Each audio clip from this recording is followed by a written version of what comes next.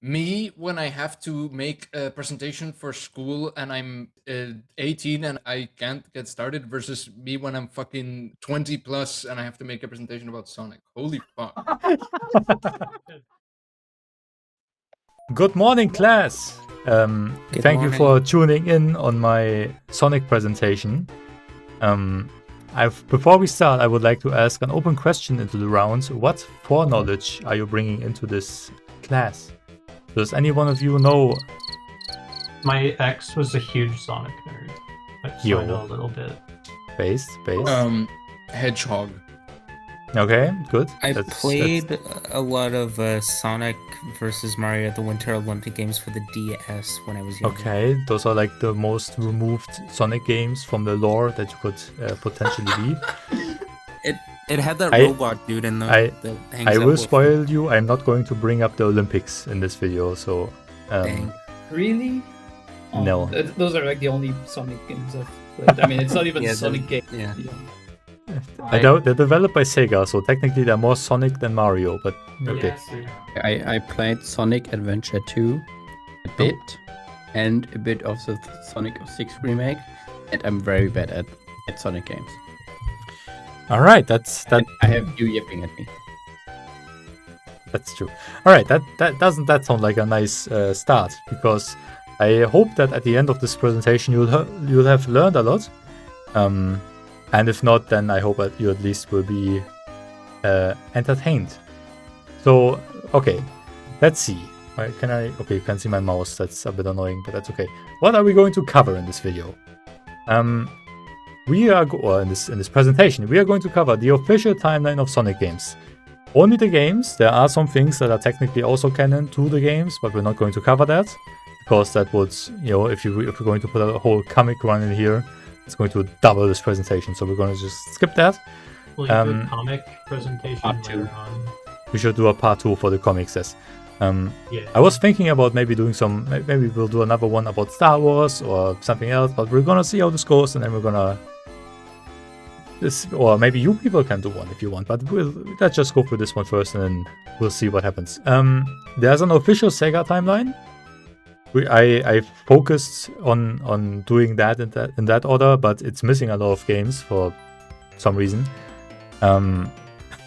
Mostly the ones that don't really have much lore things, but because there are some other games that I think are important, I put them in here as well, but in an order that I decided what I thought made sense. Will also, Sonic we're only Underground be relevant? No. Oh.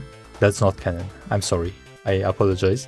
I thought about making slides about like the multiverse or some shit, but I thought then at that point I have to cover everything about the Sonic franchise, and then that would have actually doubles the presentation, and I thought like, okay, just the main canon timeline, that's going to be enough for now.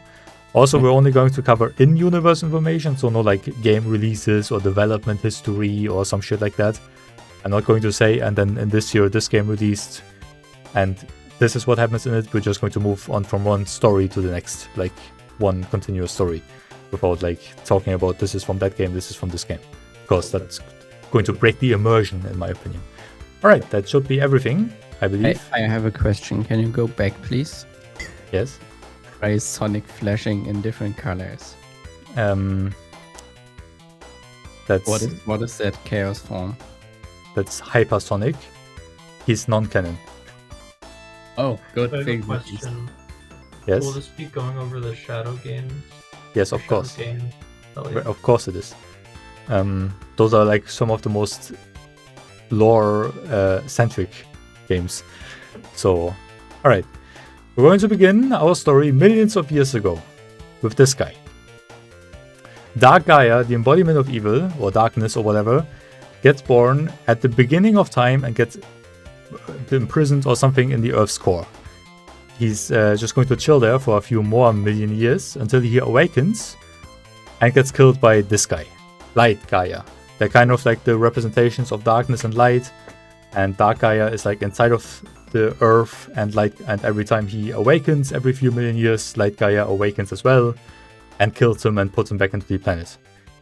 This happens quite a lot at the beginning of time. Like Gaia awakens again, and gets killed by like Gaia again. This happens a couple more times. This is going to get relevant in like 100 pages. Hello? Alright. No.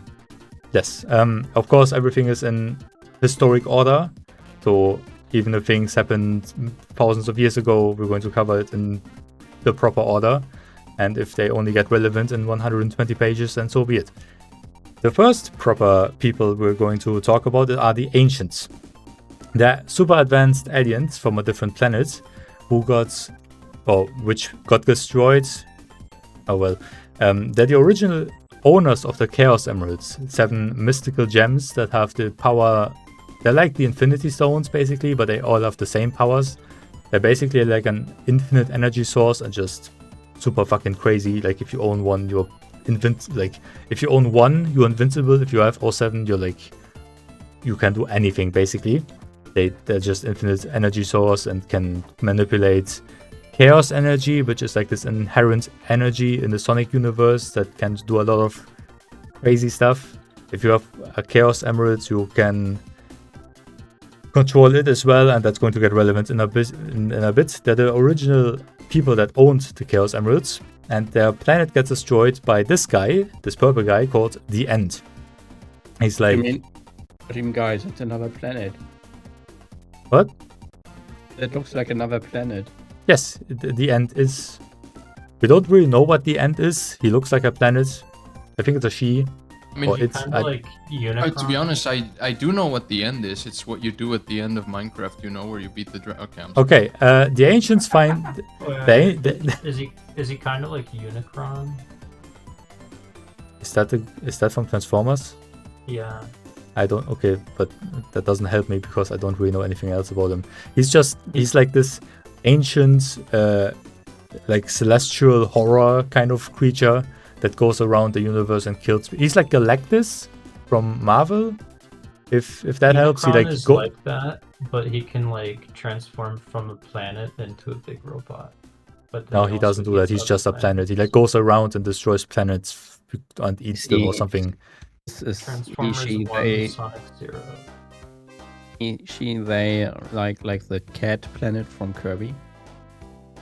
No, that's entirely different. He's just a guy, like ancient god creature guy who goes around and destroys planets for fun or eating them or something. I should note I haven't really read up on Sonic lore for this presentation. I just kind of put it together from what I remember from playing the games. That is insane. Yeah. The Ancients, and the End destroys the planets, and the Ancients escape with the spaceships powered by the Chaos Emeralds and find refuge on Earth, which is where we'll stay for most of this presentation. They settle on the Starfall Islands and even reach Angel Island, which is a floating island, which I think isn't floating yet, but I think that's coming later. But they also find the Master Emerald, which is like a big green gem that's connected to the Chaos Emeralds and has power over them. With the Master Emeralds, you can control the Chaos Emeralds, cut off their power, strengthen them even. And they kind of study it and know that they're connected. They build temples around the world to honor both the Chaos Emeralds and the Master Emeralds. And they build cyberspace. They built the cyberspace, which is like this... I mean, it's basically the internet, but like you can go into it or something. And they do that to like preserve a simulation of their culture and stuff of the planet that got destroyed. And they built these guys, the Titans, that roam around the Starfall Islands to protect cyberspace and whatever else they built. They're like temples and stuff. Are these the dudes from Sonic Forces? Yes, that's the Frontiers, first of all. Frontiers, that's the bosses from Sonic Frontiers that are like have like heavy metal music. Yeah, they have the nice heavy metal music. Yes, there's a few different ones. This is like the main one, I guess. Yeah. Anyway, the End follows them to Earth to finish the job, basically, but the Ancients imprison him in cyberspace. And the Ancients eventually, over millions of years, evolution and stuff, they turn into these guys. They're connected. They become the Chaos. The Chaos are like these little guys. They look vaguely similar to the Ancients, but not really. They're like stupid little guys that have like no agency. they're like Tamagotchi, but like in real life, and they would do anything to kill themselves if you leave them out of the sights for a few seconds. Eventually, one of the Chows mutates through chaos energy and turns into Chaos, the guardian god of the Chow. There's like 4 different things that have like that naming scheme in the Sonic universe. Chows, Chaos, it's all a thing. But yeah, one of the Chows mutates and turns into this blue water guy, which will also become relevant later. He gets like imprisoned or whatever, maybe from his own volition, I'm not entirely sure. He like... That guy was from Metroid. That guy? No, he's from Sonic. Yeah, it looks like a Metroid alien. I agree, but he's not. He like lives inside of the Master Emerald because, sure. Thousands of years later, Dark Gaia awakens again, gets killed by that Gaia again. Anyway, next up is the Gaian civilization, a civilization that like learns of and you know, loves whatever what do you call that? That like serve the Gaian, like Dark Gaia and Light Gaia. They also build temples around the world, and these temples have the ability to host and power the Chaos Emeralds. Because they also, when the ancients like devolved into the Chow, the Chaos Emeralds kind of roamed around the planets and eventually fell into the hands of these guys. They built temples for the Chaos Emeralds, and yeah, we don't really know much more about them. They have like 5 sentences worth of lore on the Sonic Wiki, and yeah. Next up are the Babylonians, which we don't even have a picture of.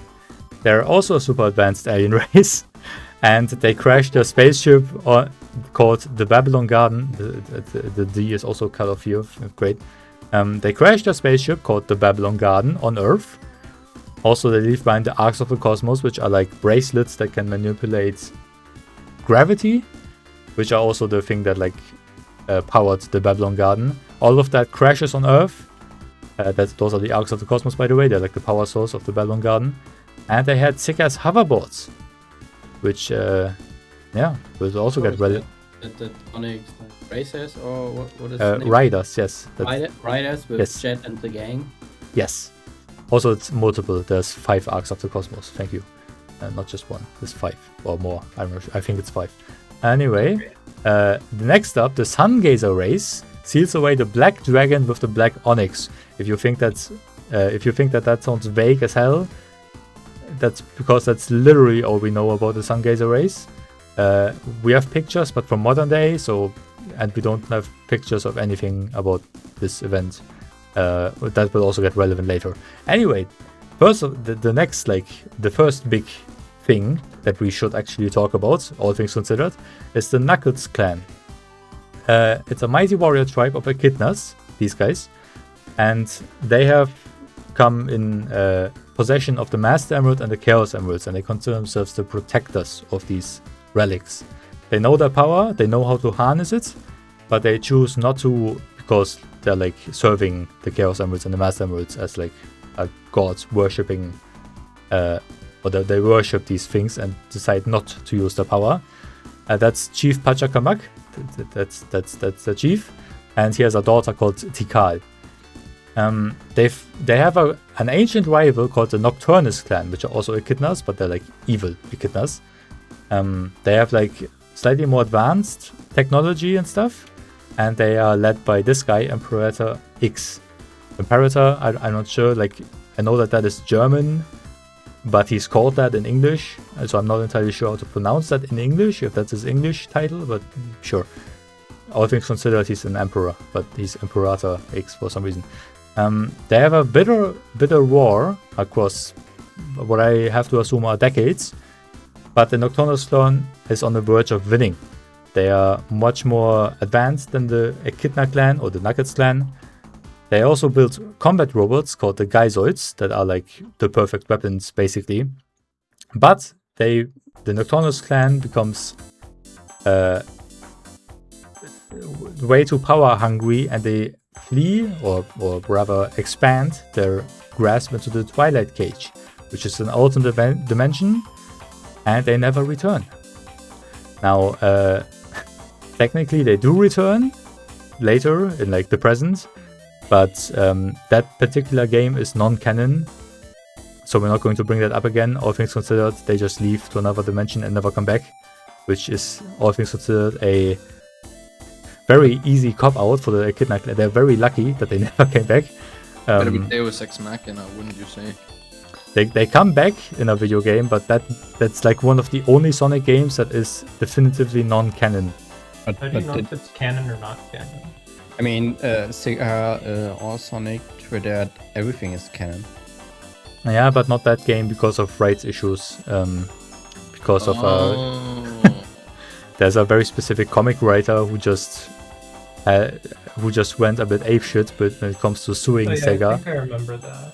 Yeah, that's a whole thing that we're not going to cover in the slides, but letting you know, the return of the Nocturnos clan is non-canon because of rights issues, and so they just leave to a different dimension and never come back, which of course is great for the Echidna clan because now they are free to expand their empire all over the world and grow hungry with power themselves, because nothing can ever just be peaceful and easy, and when they have no rivals that can rival them, they need to become power hungry themselves. They try to take the Emerald's power for themselves, because of course they do if they have, the fucking access to them, why wouldn't they?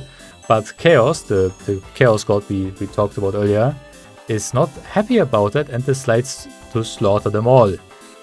He doesn't slaughter them all, but he decimates them heavily, and the Knuckles clan will not recover from this. They will mostly die out across the next generations because Chaos was not happy about them trying to take the Emerald's power, and he will be rageful and vengeful for generations to come. The Knuckles clan dies.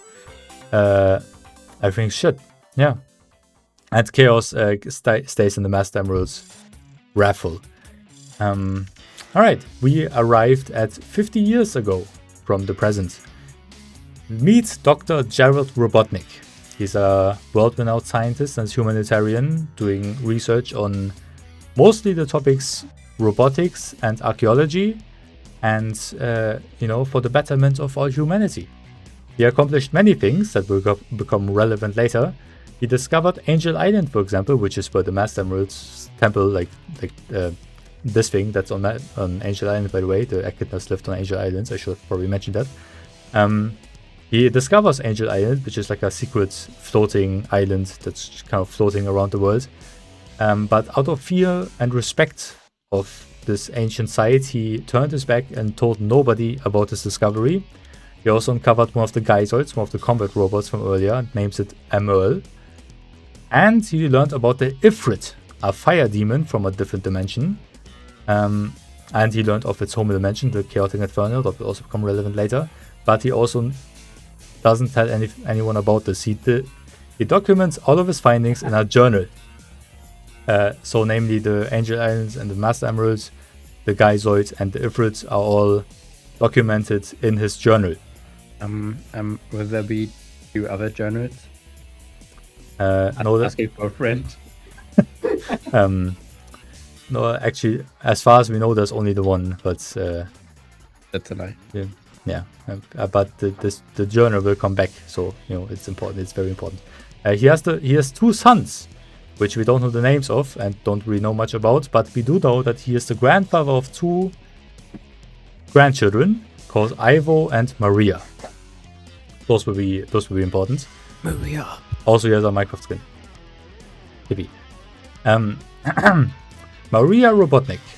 She's a 12-year-old girl or something. She's like a nice standard girl. But she suffers from NIDS, a terminal disease with no cure, which stands for... Yeah. It's basically a stand-in for AIDS, I believe. I was gonna say, did you mean AIDS? No, it is NIDS. It is NIDS. Seems a bit young to those. Yeah, okay. Actually, it should probably not be AIDS because that's a sexually transmitted disease. It's I'm doing a job here. It's neuroimmunodeficiency syndrome. Yes, basically she's very frail. Basically, her muscles are very frail and fragile, and she doesn't have much energy. She's basically continuously on the verge of collapsing. So Gerald takes her to the space colony Ark, which is this thing in the background, an orbital research station funded by the United Federation, which is basically the Sonic Universe's version of the United States. It's the United Federation. It's a space colony for research and other things, but secret research. It's Area 51 in Sonic, basically. Because the artificial gravity in the space colony Ark keeps her condition in remission. So she stays there, getting lectured by Gerald and everything. And yeah. Is Gerald at all related to Kintober? I find it interesting that you know that particular name. I'm telling you right now that name is not canon. Okay. But I presume that I know who you're talking about. If I presume that you know which character you're talking about, and in that case, yes. But we'll get to that very soon. Don't worry. Okay. Basically, forget everything I said in the last 10 seconds. But all of this particular family is very important. So she stays on the Ark, is perfectly fine here. There's, her disease gets it's like kept in check on the Ark. Dr. Gerald begins the work on Project Shadow to uncover the mystery of life, to presumably heal Maria, or maybe even keep her living forever or something like that. A super advanced alien race arrives, because that hasn't happened enough yet. Dr. Gerald meets a roadblock in uncovering the mystery of life, and gets contacted by Black Doom, the leader of the Black Arms, an alien race that is also like warmongering and everything, going around taking over territory in the universe and stuff. Black Doom offers him his DNA to uncover this, because they're like a better species basically. So he gives them his DNA to create this perfect life form in exchange for the Chaos Emeralds in 50 years time. Also gives them the secret of chaos control, but yeah, because the Black Arms can also do that for some reason. It's wrong. It's not the perfect life form. The ultimate life form. Yes, it's the ultimate life form, whatever. It's the same thing. So Black Doom, Gerald accepts this, accepts these conditions, and tells them that he'll get the Chaos Emeralds in 50 years time, presumably to take over, to become even stronger and stuff. But Dr. Gerald is yeah, that's fine. And starts continues to create Shadow the Hedgehog, which is get to him in a second. The Black Arms will come back in 50 years alongside their home, the Black Comet. But Dr. Gerald may be desperate, but he's not a fool. So to ensure that humanity stays safe, he equips the Ark with a super weapon called the Eclipse Cannon, powered by the 7 Chaos Emeralds, so that when the Black Comet arrives, the Ark can just blow up the Eclipse, can just blow up the Black Comet, and everything's fine. Also, the Project Shadow prototype was a little lizard. He'll also yeah, he's a little lizard. Jesus Christ. I'm not entirely sure if he was made with the Black Arms DNA or not. I don't really know if we know the timeline here, but he's basically the prototype of Shadow the Hedgehog. He's basically his brother or something. But yeah, he creates Shadow the Hedgehog, who is considered the ultimate life form.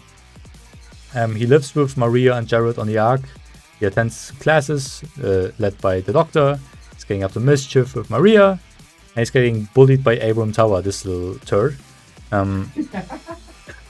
Who is also on the Ark because because he's related to one of the scientists or something. What? What the fuck? Hey, he's like Scott. He'll also come back later. Don't worry. Why does he have homophobia in his eyes? True. Yes. That's not really like an important footnote. It's just so that I think it's just so that we when you play the game that he's from, that you recognize it's the same character when he's an adult later, which is like I don't know if you'll cover this. Why does Shadow ride a bike even though he's a hedgehog? because it's badass. Because he's cool. Because he's fucking awesome. I just had an argument about my ex about this. That they're like, it's not cool, it's edgy, and I'm like, no, it's the sickest thing ever. Yeah, exactly. Yeah, because Shadow isn't the edgiest character. No, I think there's we will- another one that's even edgier, and we'll get Yeah, to I him. think we All will right. come to Isn't that like Green Sonic or whatever? But that's not another one. That's you could talk about Scourge the Hedgehog, but he's from the comics. Basically, Shadow lives a perfectly happy life here. Dr. Gerald does experiments on him to try to uncover a cure for Maria's disease, and they all just have a happy, quaint little life.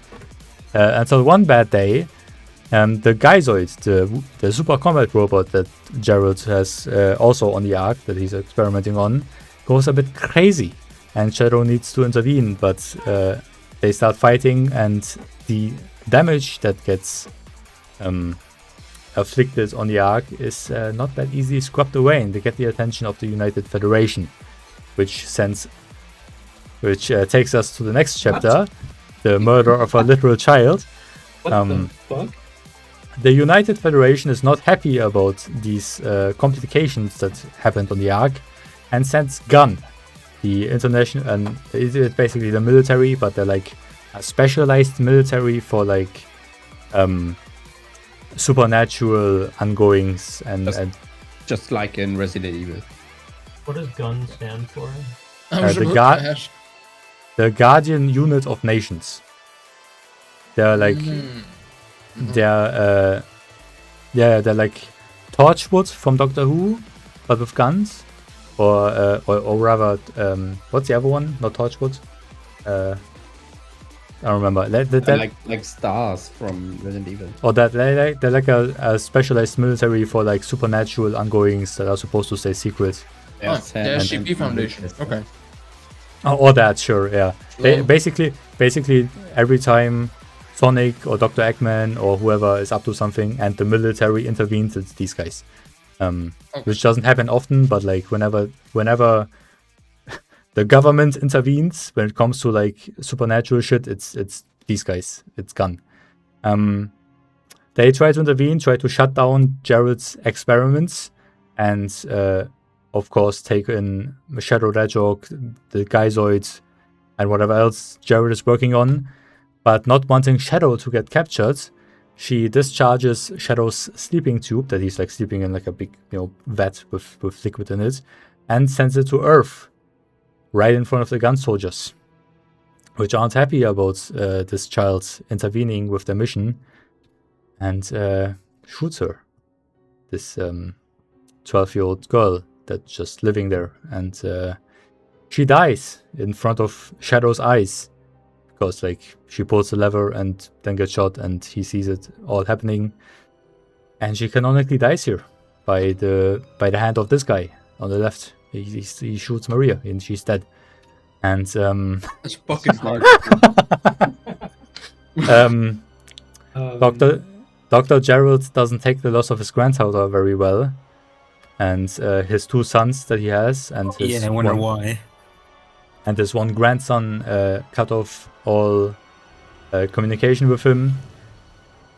He vows revenge on the people that took her away, and the ones that didn't hold them accountable, so basically the entire human race for letting this happen in the first place. He got arrested and forced to continue work for Gun, or the government, whatever. Various projects, not entirely sure of anything in specific, but just forced to continue working for them. But he's starting to lose it, and he vows to take revenge, so he reprograms the Ark to destroy the Earth when all the emeralds are inserted. And he also... by the way, Shadow got recaptured, like his sleeping tube got sent to Earth, but Gun found him and put him into stasis. And Gerald inserts his memories or alters his memories to make Shadow also vengeful and wrath-filled, like Gerald himself. At least once he wakes up again. And fearing that Gerald was up to something, Gunn orders his execution by firing squad, and he dies a broken man, alone, insane, and sad. Yeah. So What? when I thought this when- would be Dr. Robotnik. What? No. No, that's Dr. Gerald Robotnik. Yeah, He's, yeah, me too. Me too. Oh my god, huge difference. I don't Yeah. know. I thought that his name was Gerald. Yeah, they take after each other. I mean, Yeah, they look exactly. They look alike. I know what you mean, but so then who the fuck is Dr. Robotnik? Okay, and now I I'm think we'll invested. get to this. Now I'm invested, my guy. oh, You weren't invested before? what do you mean? Yes, but now mean? there's an actual like question that needs answered here. Like, When It's does mean, the, Iris. Star worked on this so much. when does the moon pissing happen? I was gonna Uh, ask. Soon. Okay, worry. Okay. It's not that. There's a few more slides, but it'll come soon. Yeah. All right. What a nice animation. Oh god, it's so dark. It's scary. Like, but I'm scared. Oh my Holy fucking god! shit. And Holy shit. that finally takes us to the present. Time to The walk in. Sonic the Hedgehog. We're with him now. He gets born. Whatever. We don't really know much about his family or something. Wait, wasn't he originally brown? No, you're thinking about an entirely different continuity. Okay. The whole Brown and Kintobo thing. That's from a Sonic comic that's been uncanon for like 20 years. Wait, did the egg thing happen there too? No, that's from very weird 90s canon. That's entirely nothing to do with the video games. Oh, so he Yes. didn't get merged with the rotten egg. No. Sonic the Hedgehog is a blue hedgehog with the ability to run faster than the speed of sound. And if we take our discussion before the video into account, he might also be faster than light. We are not entirely sure.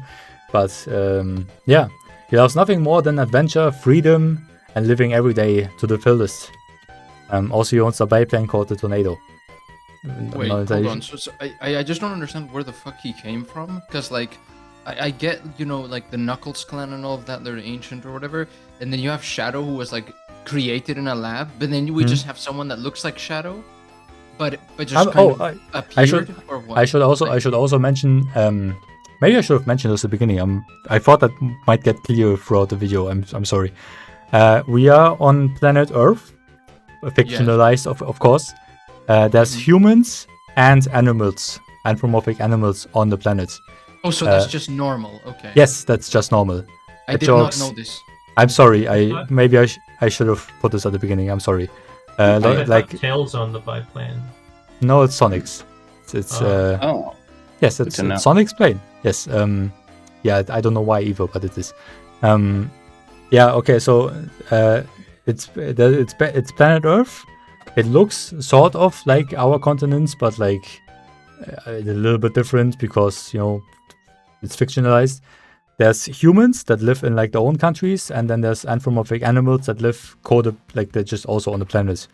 We don't really know to what degree they're like separated on a day-to-day basis, but we do know that they interact commonly with each other, animals and humans, and it's just kind of normal.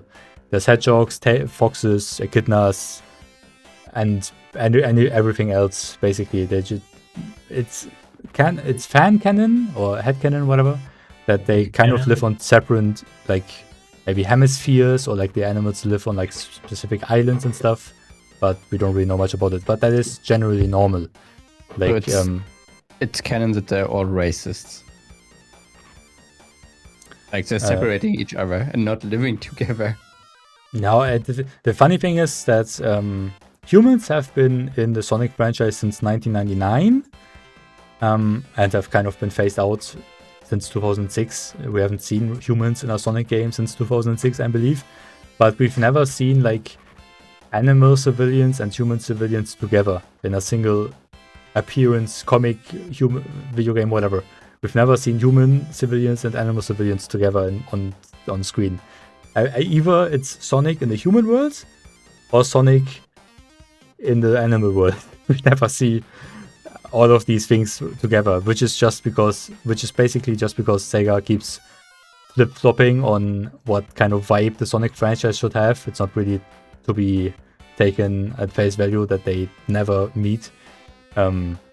It's basically the United Federation is kind of like a human country, and the animals just kind of live wherever. It's kind of believed that they don't really have like nations, the animal people. They just kind of live on the islands and wherever else. I don't know. It's a whole thing that doesn't really have many answers. Just know that it's entirely normal. Like Sonic is just a hedgehog, and hedgehogs are just anthropomorphic guys in this world. Also, it's pretty clear that he doesn't have any supernatural abilities. He's just inherently, or like, he doesn't have any specific like super speed abilities. He's just inherently born with like, he's just fast. Yeah, speed. I thought that was his shoes. I remember. No. Or no, maybe that was in a comic. I also know what you're talking about, but no, that's also not from the games. Okay. I know it's where all all so of you, confusing.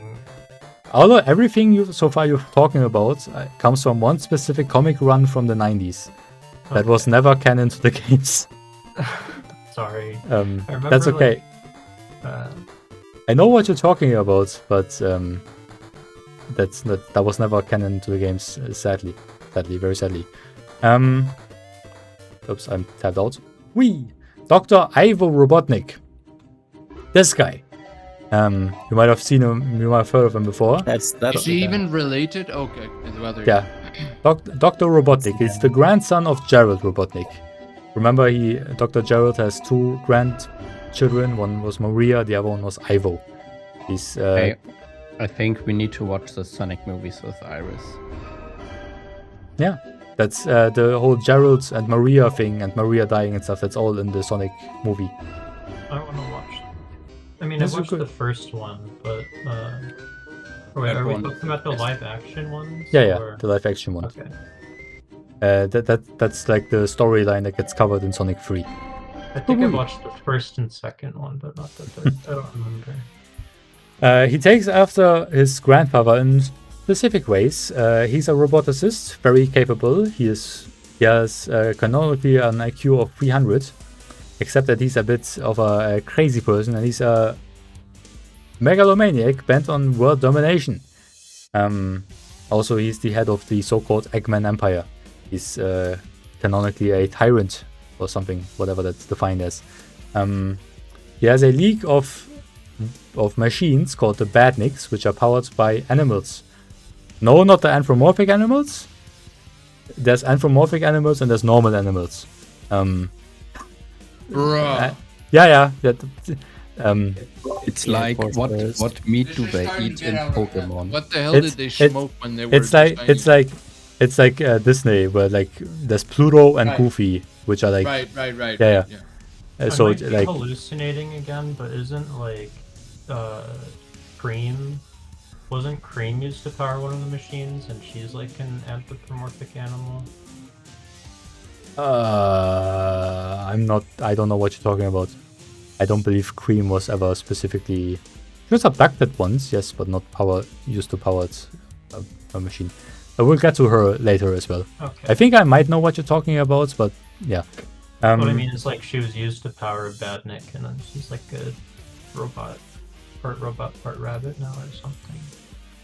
No, you're talking about a different rabbit from a different comic. Again? Oh my yes. god. Everything you've talked about so far is from non-canon material from the 90s. Like I'm not everything doing you've this on talked about so far is purpose. from the 90s. I could have sworn I That's- saw this shit in the game. Good thing that you joined us to learn new Yeah, real stuff. yeah. Now that's you're canon. gonna learn what's canon actually. Yeah. You're talking about a rabbit character from the 90s Sonic cartoon, who was like a cyborg, a part robot animal. Okay. Yeah, this guy After Maria died, his father and Wait, rest. Ho- hold on, sorry, Yes? sorry. You just said like all of the stuff from the 90s Sonic cartoon is not canon. Hold up. Does that mean that Ping Ass is not canon? No. Who is Ping Ass? Pingus, not Uh, Ping-ass. in one Sonic cartoon, Dr. Eggman says penis. Or rather, a pingus, of course. No Ping as usual. That's sadly Fingers. also. Originally I had a slide in here that says like the multiverse part 1, and it was specifically about Dr. Robotnik says pingus. But I cut it out because I wanted to focus on the games because I didn't want to. This is so devastating. I couldn't wait to hear at which canonical moment Dr. Robotnik said the Pingus. This is just shattering. I think you need to wait for part 2.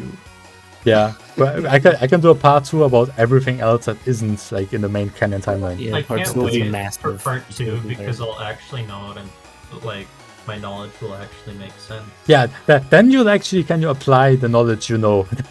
Yeah, I can't wait. Okay. After the death of Maria, Ivo Robotnik grew, or rather, his family grew distant to him, and everyone was just talking about the loss of Maria and stuff. So he kind of grew up without a family, like actually taking care of him, because they all just, grieved Maria. So he kind of grew up with a bit of a, with issues. And he wants to take over the world. He's just kind of crazy like that. He has machines, he has like facilities, and everything. And he's a tyrant who has his own little territory that's like pretty stable actually. Like he never really loses like his territory of the Eggman Empire, and he's always planning to expand it.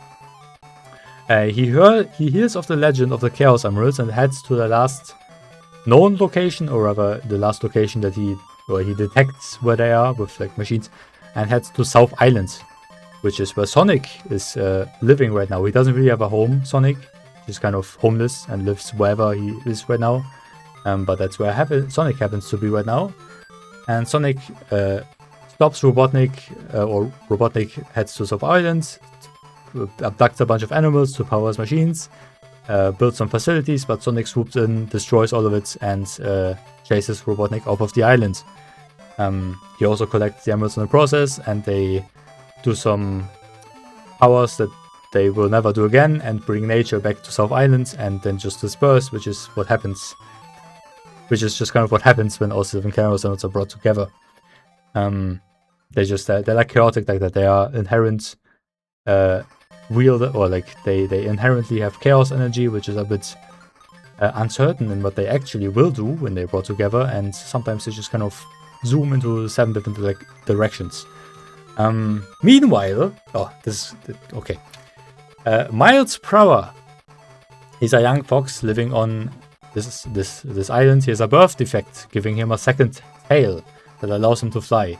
He's chilling in his home when the Battle Cuckoo Empire attacks his island. That's the guy on the right. He's the Battle Cuckoo Emperor person. Miles fights back with napalm and everything. He commits several war crimes. Holy shit, Vietnam. Sounds good. Yeah, he's attacking I didn't medical know it was that institutions deep. and killing their women and children. Everything. He's an absolute menace. He's also apt with tinkering with machines and stuff, and he uses all the weapons that are against the Geneva Conventions and chases the Battle Cuckoos off of his island. We never see the Battle Cuckoos again. In my opinion, Tails ate them. Next up, Genocide. Awesome. Little Planet. If you have any questions, just yeah. Yeah, we said we don't have a raise hand thing, and well, it's a bit raw. I don't know. We could do like this. We should have used Microsoft Teams for this. Yeah, we should. True. Wait, is this at all like Yeah, can we get on Zoom? related to Yes. Little Big Planet? No, that's just Little Planet. It's not a Little Big Planet. It's just a Little Planet. I mean, the name is Little Planet, but it's not Little Big Planet. Sorry. It's a mysterious body with weird time distorting properties that appears over Never Lake for 1 month of every year. By the way, we're in the 90s section of the Sonic games right now, where like lore was just kind of whatever the translators thought to put into the game manual. Like we're not really in like a concise era of Sonic where they really put effort into the story right now. But we'll get back there soon. Don't worry. It kind of looks like Cybertron. It's a little roboticized planet. Dr. Robotnik chains it to the Earth so it doesn't go away. He just puts a biggest chain on the little planet so it doesn't go away again. And he starts, taking it over to like experiment with its time properties and stuff. And he roboticizes the whole thing. Sonic follows him and tries to stop him again. And Amy Rose, a huge fan of Sonic's, gets captured by Robotnik's newest creation, Metal Sonic. Ooh. After his last defeat, Dr. Robotnik decided to, if there's one thing that could stop this guy, it's this guy, but made by me, because everything I make is inherently better. So if I make him, but as a robot, he has to be better because my machines are just better than him. He's a perfect recreation of Sonic, unquestionably loyal, and able to keep up with Sonic. At least, that's what Dr. Robotnik says. Sonic manages to beat him in a race anyway, and destroys him in the process. He defeats Robotnik, frees Little Planet from his chain, and rescues Amy. Little Planet disappears again, with Metal Sonic still on it, and we never see Little Planet again, in my opinion. Sonic ate it. I'm using that now. Why does Metal Sonic has no mouth? Because that is...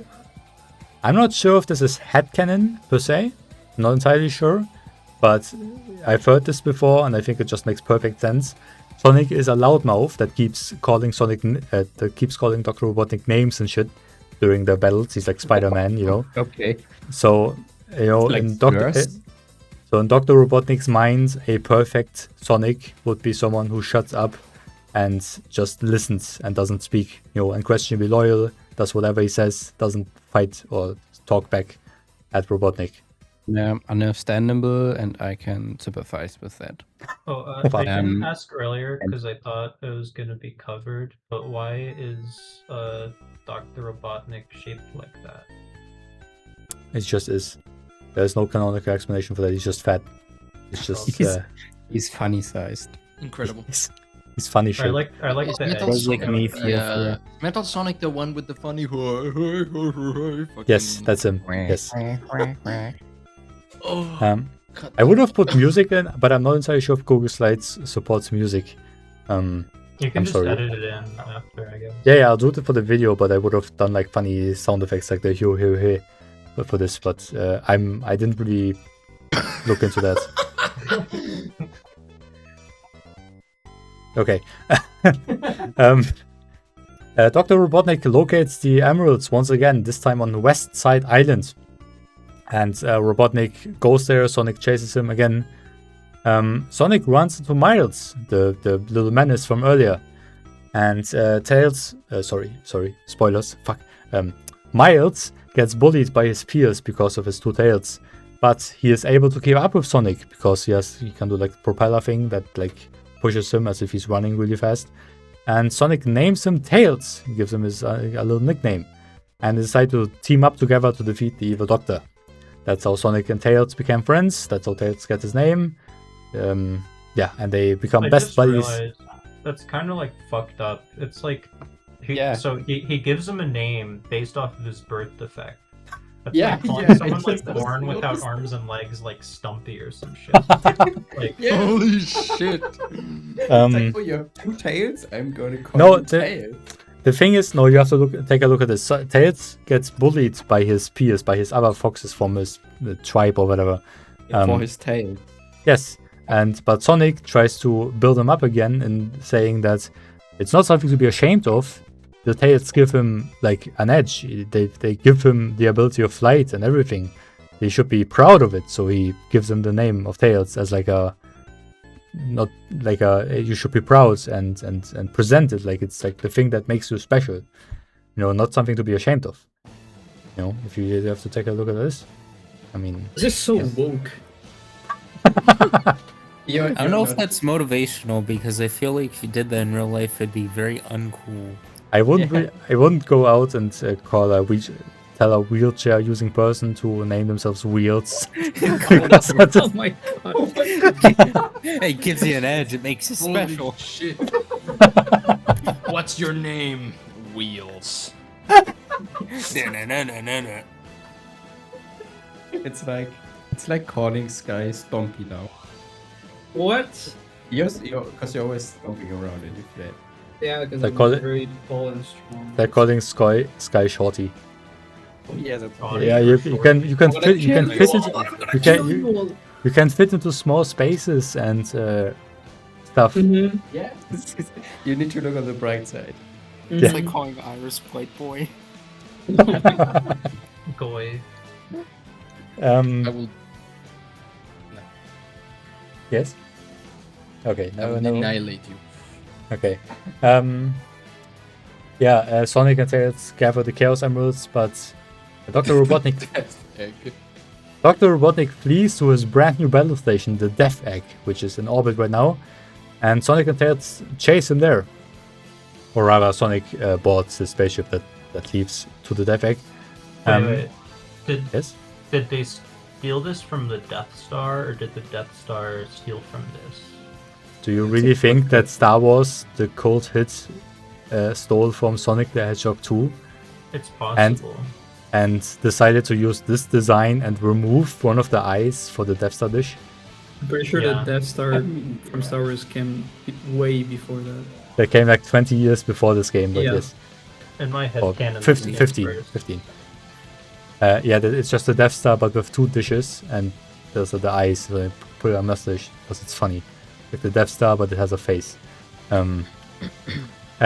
Sonic defeats the Death Egg robot, which is this guy, who's like the main thing that's stationed on the Death Star. The Death Egg, and and Sonic damages the Death Egg heavily, and it starts plummeting out of orbit. The Death Egg falls towards the planet and lands directly on Angel Island. Of course. Doctor, which is, by the way, still a hidden secret location that not many people know about.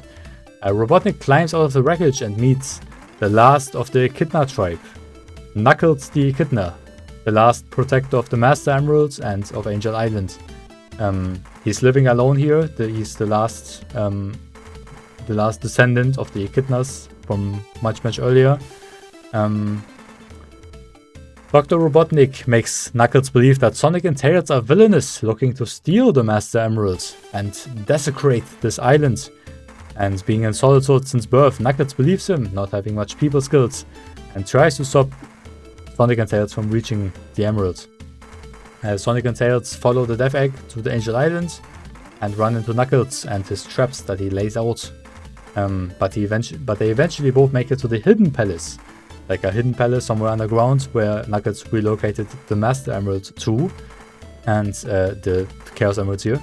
Knuckles makes one last stand to protect the emeralds, but during the scuffle, Robotnik snatches the Master Emerald and runs back to the Death Egg, making Knuckles realize that Robotnik duped him all along, and so Knuckles teams up with Sonic and Tails.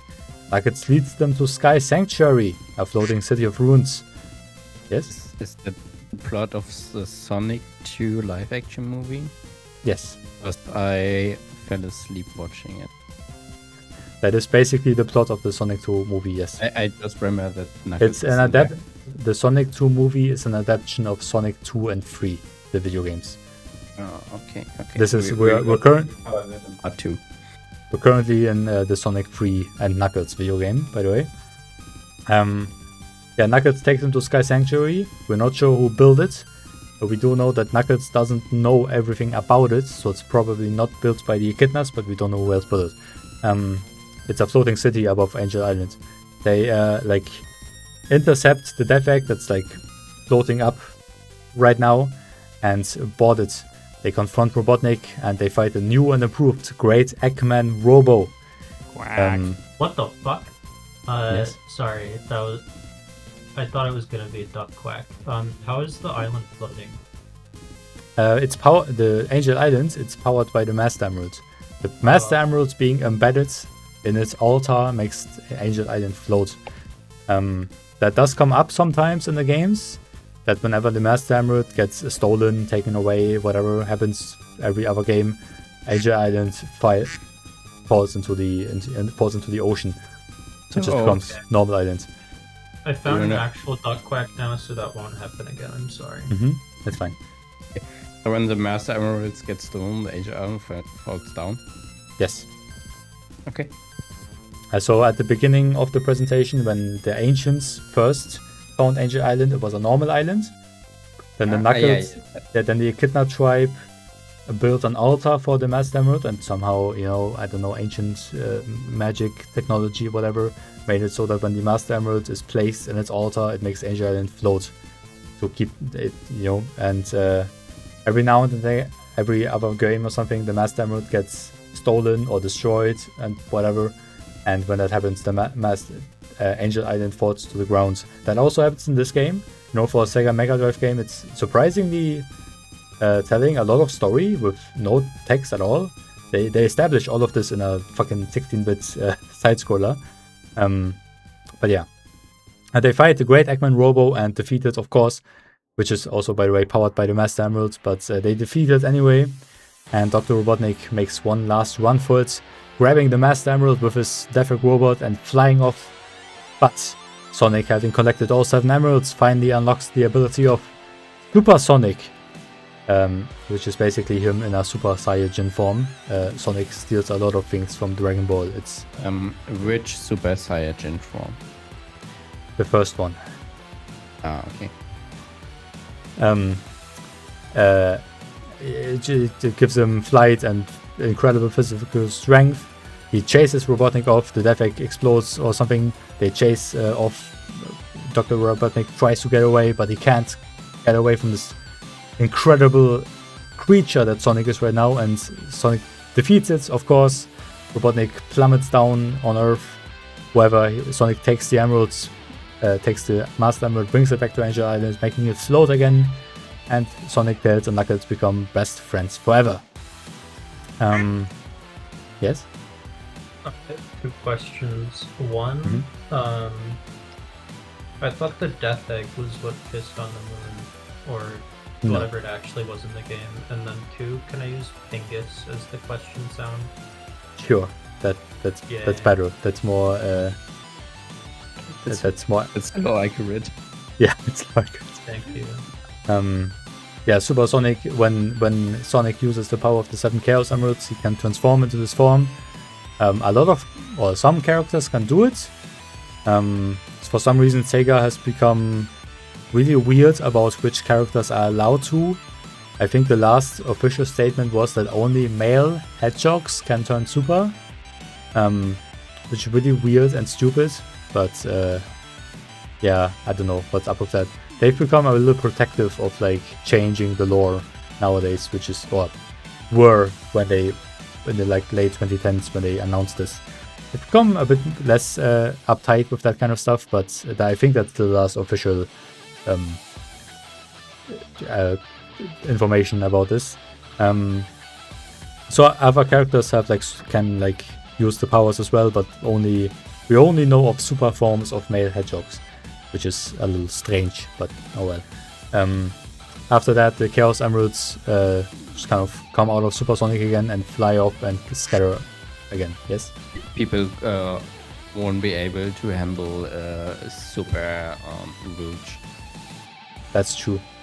Technically in Sonic Superstars, which is one of the most recent Sonic games, Amy can turn super, but she doesn't turn yellow, she just gets sparkles over her 3D model. TP. Let's go. Cosette just went more girly. No, I think Tails and Knuckles also only get sparkles. I think only Sonic turns yellow in that game. I think that's more a lazy kind of, or budget kind of thing. But oh well. I've seen a lot of art of Rouge the Bat with the Chaos Emeralds. I think one of the Sonic art directors might have retweeted some of it. Is any of that I too have seen a lot of Art of Rouge.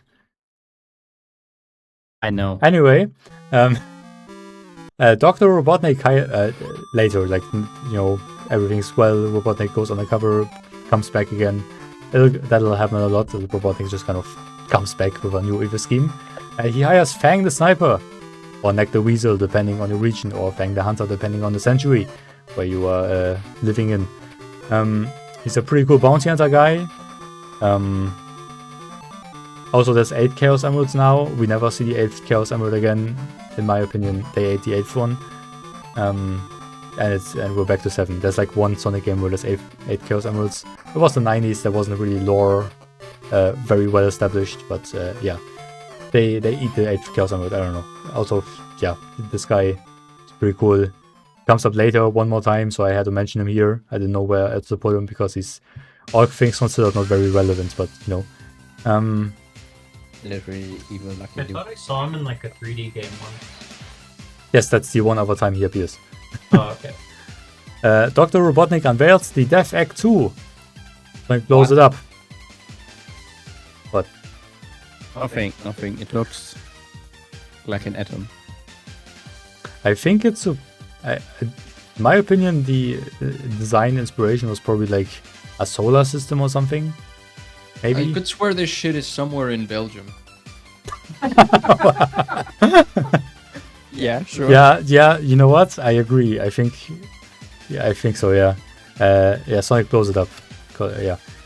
Meanwhile, Knuckles is on a quest on his own in the Neutrogic High Zone. I don't know what the translators were smoking. I don't know what the translators were smoking. That is neither the name in the original Japanese nor an English name, so or an English word rather. Nobody knows what it is. He fights Robotnik with the memorable characters Vector the Crocodile, Esper the Chameleon, Charming Bee, and Mighty the Armadillo. They also come back later, but they are basically entirely different characters to the designs here, so it doesn't really matter. Also, Metal Sonic turns into a kaiju and destroys the city. What? Yeah, no, seriously. Is it the cool. same Metal Sonic, or is it a completely different like model? It's the same Metal Sonic. I see. But like he doesn't use the Chaos Emeralds and he doesn't use the Master Emeralds. He uses the 6 Chaos Rings, which will never appear again. We don't have any lore about them. They're just the MacGuffins of this particular random 16-bit game from the 90s. Obviously. Yes, of course. He uses the 6 or 7. I don't know. Shut up. Die, death for all of you. The Chaos Rings, and he transforms into Metal Sonic Kai, and he destroys a city. I love that you prepared a slide for this. No, seriously. Yes. Is there better artwork of the kaiju one? That's his boss sprite, and Yeah. that's the ending screen of the video game. So that's it. So I need to look for fan art because kaijus are cool. There will be other Metal Sonic kaijus very soon. Don't worry about that. Nice. He does that a lot for some reason. Also, that's the ending of the game. Thank you for playing. This is the ending screen. Beautiful. Good ending. Yes. I mean, yeah, there's a better ending, but there's like if you get the normal ending, it's this, and if you get the good ending, collecting all the collectibles, you get the second you defeat the boss. It just says "good job" and then credits. That's it.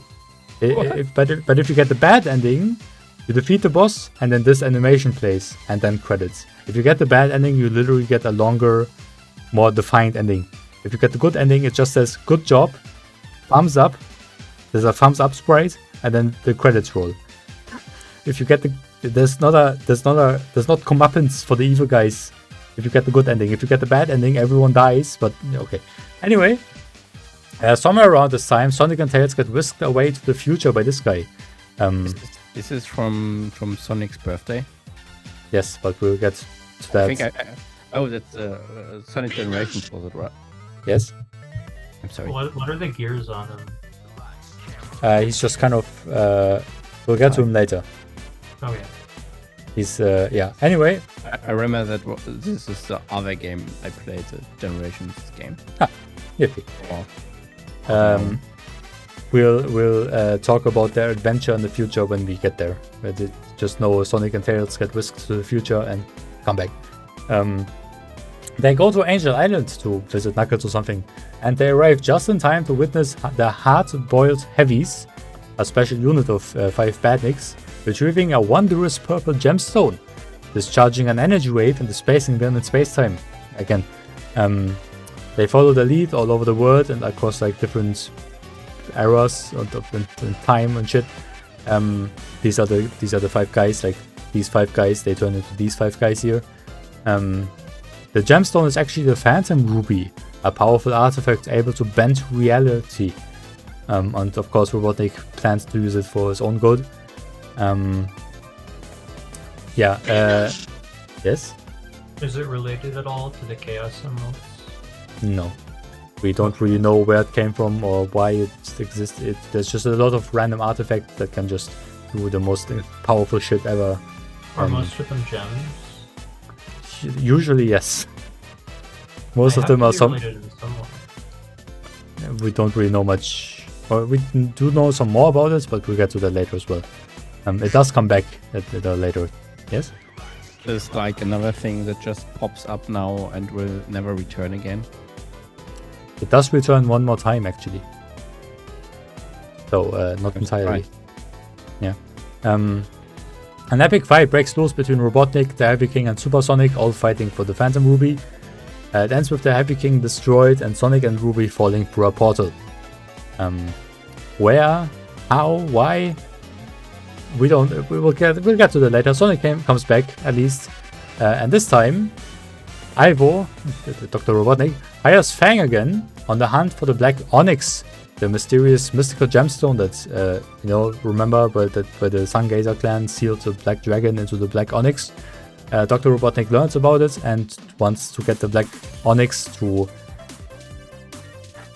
summon the Black Dragon and control it as like a powerful resource for his side. They are joined by the meek Trip the Sun Gazer, hired as the guide to the North Star Islands, which is where the Black Onyx is located.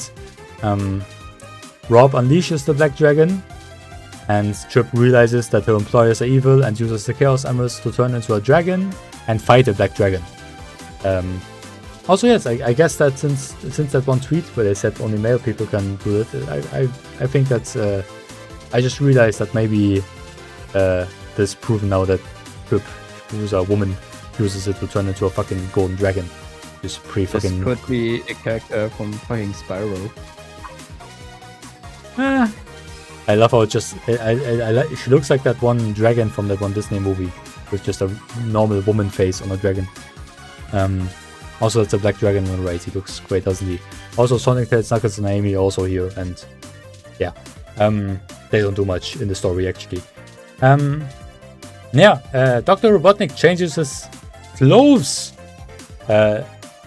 This makes Sonic Pocket Adventure for the Neo Geo Pocket Color the official bridge between the classic and the modern era.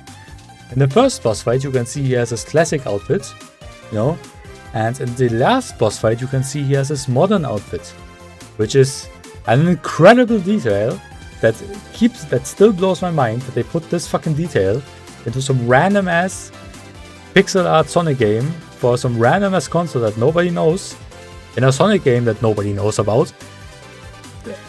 He has 2 different sprite sets. One is for the first couple of boss fights, and then sometimes he changes the sprite set and for his different outfit. Do you know how crazy that is? Anyway, I love you. I don't know. Sprite limitations. I don't know. You know what? Actually, his artwork also is different. It's a redesign. They just redesigned his character a bit. It's just his brown hair now. Yeah, that's by the way, Dr. Eggman looks like this now. Sorry, Dr. Robotnik looks like this now. Meanwhile, What is this? meanwhile, the Solaris project A nice shift in graphical. in tone. I know. The Solaris project. Solaris, a multi-dimensional being. The Duke of Soliana, which is a kingdom, conducts experiments on Solaris to try to control time itself. The experiment fails and splits Solaris into two beings, Mephiles, his cunning intelligence, and Iblis, his raw power. Just another Sonic shadow. That is actually accurate. We'll get to that later. Mephiles technically itself doesn't have a physical form or something. He's just like purple smoke. But I wanted to use a picture for him here, so I used the one from later into the game that he's from. Yes. It kind of looks like Werewolf Sonic. Yeah, but he's completely unaffiliated with the Werewolf Sonic. Is Werewolf Sonic canon? Yes, we'll get to him later. Yeah. Very Sonic. Yes. Iblis gets sealed into the Duke's daughter. You know, and Mephiles gets sealed into the Scepter of Darkness. The only way to unleash Iblis again is if Elise, the Duke's daughter, ever cries. When she starts crying, Iblis gets unleashed. Which means that's a plot from It Takes Two. A little bit, yeah. Which is an incredibly ridiculous way to seal away an ancient being that could destroy the world. If a girl, a baby, a child ever starts crying, but you know, what do I know about sealing creatures away? Maybe that's the only way to do this. I don't know, but just know that if Elise ever cries, Iblis gets revealed, gets unleashed, and Mephiles gets sealed into the Scepter of Darkness, which is like a little scepter thing. We'll see you later. Don't worry. Anyway. Sonic, Tails, Knuckles again. From this point on forwards, Sonic, Tails, and Knuckles grow up, turn into teenagers. They get longer limbs, they have color in the eyes now. And this change was met with great approval and everyone likes this. And no one ever complained about this change in character design. Are we writing now? Why did you pronounce it like that? What? That everyone likes this. Because it's ironic, because people complain about this all the time. I figured. Yes, but what's no. wrong with it? What's wrong with it? I think these designs are hella cool, dude. The main. When did they come out? 2000? 1999, I think. 98? Yeah, it's the style from that century. So I like the artwork style with these. They look they're a bit lanky and stuff, but I kind of like how they these round artworks kind of. Yeah. But that's also generally the character design style. The main complaint by that also, most of this is from the 2010s when hating on Sonic was popular. Cool. Yeah, exactly. The main complaint that people that your actions have consequences. Please don't remind me of that. And the main complaint was why does Sonic have green eyes now? He didn't have green eyes in the original games, he had black eyes. Oh yeah, that is one of the questions on my list. And the answer is just, he grew up. Yeah. Basically. I mean, a change of character design, whatever. Classic Sonic was a bit more rubber hose, old Mickey Mouse kind of design. So black eyes just kind of makes sense for that kind of cartoony design, and here they're making a bit more realistic quotation marks. They're a bit more lanky, a bit more. Yes. So, does Sonic have one or two eyes? Because it looks like one eye. Yeah. That's I mean. Anyway, Dr. Robotnik unveils the Defect Mark II. Not Defect 2, Defect Mark II. Then close it up. This is on the moon. Oh. No. Okay. Yeah, it's from a random ass Sonic game, where nothing else happens. But he has a Defect 2, Mark II now, and he blows it up as well. Funny thing is, technically, we don't see the Death Egg Mark II getting blown up. The game ends on a cliffhanger that was never followed up upon, and the Death Egg Mark II was technically still alive at the end of the game. Actually, it would have made more sense if I had said Sonic eats it or something, because we never see the Mark II again. Anyway, Dr. Eggman now has a brand new battleship called the Egg Carrier, which, all things considered, should be much less of a threat than this thing. But this is like his new base for now.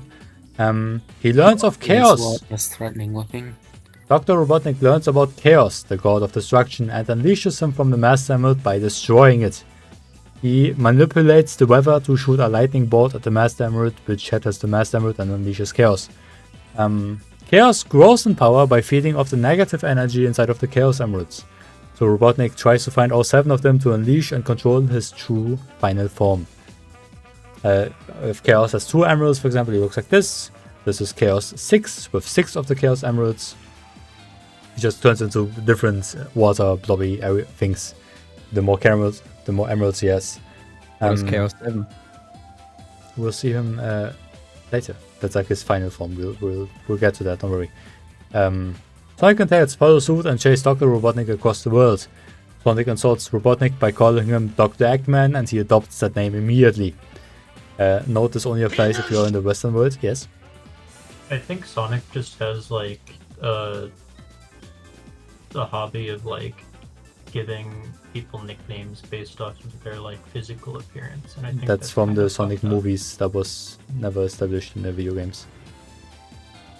Oh, okay. Okay, I guess technically also does it for Tails. So you know what? Maybe that's actually a thing for Game Sonic as well. Always called Knuckles? Yes, that's just his name. Okay. Oh, okay. I feel like some of these like names are like. I mean, Sonic is a guy that that runs fast, and he also is named Sonic. So. Yeah. You know what? These names are like Hideo Kojima-esque, I think. Yeah. Yes. But his name is not Speedy. What? So Dr. Robotnik from now on also calls himself Dr. Eggman. That's just his nickname, his own like super villain name, you know. Oh, so they are besties now. So, they always were, and always will be. Funny thing is, when will they kiss? You can check on Tumblr for that if you want. Okay, thank you. The funny thing is, Dr. Eggman was always called Dr. Eggman in Japanese, but the translation people thought that Dr. Eggman was a silly name for a supervillain, so they named him Dr. Robotnik to make it more serious. But when in the 2000s, this is Sonic Adventure by the way, 1998, or you know, around the year 2000, when the internet and stuff started and the worlds got more connected, they thought they had to like kind of, you know, get both versions of his name under one umbrella. So in this game, for the Japanese, in this game, it gets introduced that his real name is Dr. Robotnik, and for the Western world, Sonic insults him as Dr. Eggman, and you know, then from that point on, he was just called Dr. Eggman in the West as well. So that's how both of these names in both worlds get established for both sides of the world. So he calls himself Dr. Eggman now, mostly as a way, you know, you'd think, if that's an insult for him, why would he call himself that? He says at one point in the game that he takes this insult that Sonic keeps calling him and turns it into a name that the people of the world fear, to make it like a, you know, Sonic can't hurt me, whatever you throw at me, I will turn it around and make it into a name that people fear instead. So, you know, yes. Well, we're still on names. Like before we move on from names, did like Tails' parents know that he was gonna be born with 2 tails? Because they kind of like named him like miles per hour, basically. Yes, that's the joke. Yeah. That's just the real life joke. In universe, he's just called miles per hour, just as a name. And in universe, it's a happy coincidence, happy accident. I see. Meanwhile, Big the Cat. Oh. Also spoiled Froggy. He eats a part of Chaos. And Yeah! they just, while Dr. Eggman and Chaos are like roaming the world to find the Chaos Emeralds, they run into these guys, and Froggy accidentally slurps up a piece of Chaos, and that makes him grow a tail. So a part of Chaos is inside of Froggy now, and Chaos now is incomplete. You know, he can't reach his final form now because he's not whole. Yes. Does that mean that Froggy dies? Anyway, the E... No, he's still alive. He just has a tail now. The E series. These series of robots. Dr. Eggman realizes that Chaos is not whole, so he creates these 4 robots to find Froggy, specifically. The frog with a tail. The other 3 are unimportant. We're going to focus on this guy. E102 Gamma finds Froggy and brings him back to Chaos. Well, Dr. Eggman, making him whole again. And Froggy just kind of runs off. But Gamma, in the process, gains sentience and realizes that Dr. Eggman is evil and vows to destroy his creations to free the animals inside of them. He seeks out and destroys all of his brothers. So these guys, he kills all of them that he considers his brothers. And realizes that there's only one robot in the E series left, and commits self-destruct to free the animal inside of himself, and dies. He never comes back. Tails the Fox builds himself the Tornado 2, not depicted, that's the Tornado 1. The Tornado 2 is blue, but essentially the same plane. While Sonic is off doing something else, Tails has to stand up to himself and beat Dr. Eggman on his own. He defuses a bomb about to blow up Station Square, which is like one of the cities in the United Federation, and defeats the Egg Walker. And he finally learns how to be a hero himself, a character arc that will never be reverted in any considerable way. This will consistently stay part of his character. He defeats Dr. Eggman on his own. Yes? That's Sonic Adventure 1 or 2? That's Sonic Adventure 1. Oh, thanks. Yes, we're still in Sonic Adventure 1. Don't worry, you'll notice when we're in Adventure 2. Eventually, Chaos, he gets back the part of Chaos of himself that's inside of Froggy, and they find all the 7 emeralds. Some of them Sonic and Tails find, but Dr. Eggman tricks him, out of them, and unleashes Perfect Chaos. But Perfect Chaos, not wanting to be a slave to Dr. Eggman, of course, fucking goes away from him and just goes on a rampage for all the slaughter that the Knuckles clan brought all these thousands of years ago, as a revenge for the Knuckles clan decimating nature and shit. He goes on a rampage against the humans and everyone else to bring nature back. He's basically a force of nature. Since he only needs negative energy of the Chaos Emeralds, he spits them back out. Also, determined to put Chaos back in his place, Eggman charges the egg carrier at the creature, but it takes down the airship in one hit, and the egg carrier crashes and explodes, never to be seen again. Sonic picks up the emeralds and uses the positive energy inside of the Chaos Emeralds to turn into Super Sonic and defeats Perfect Chaos. He turns Chaos back into Chaos Zero, so his normal form, and knocks some sense into him. Chaos is nice now and learned his lesson. Tails showing no tact. Tails showing no tact at all says all's well that ends well, while they are standing in a wrecked capital city and thousands of people died. I mean, look around. Look around. Does that look all's well that ends well to you? People died here, Tails. What the fuck? Why do you say all's well that ends well? You're stuck in a wreckage of a city.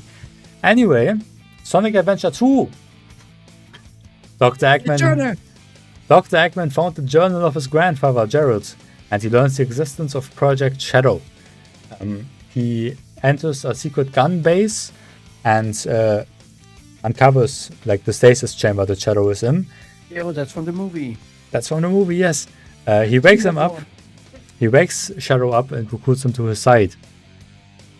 Because Gerald tinkered with Shadow's memories in his wrath-filled state, he implanted the memories that Maria wanted Shadow to avenge her.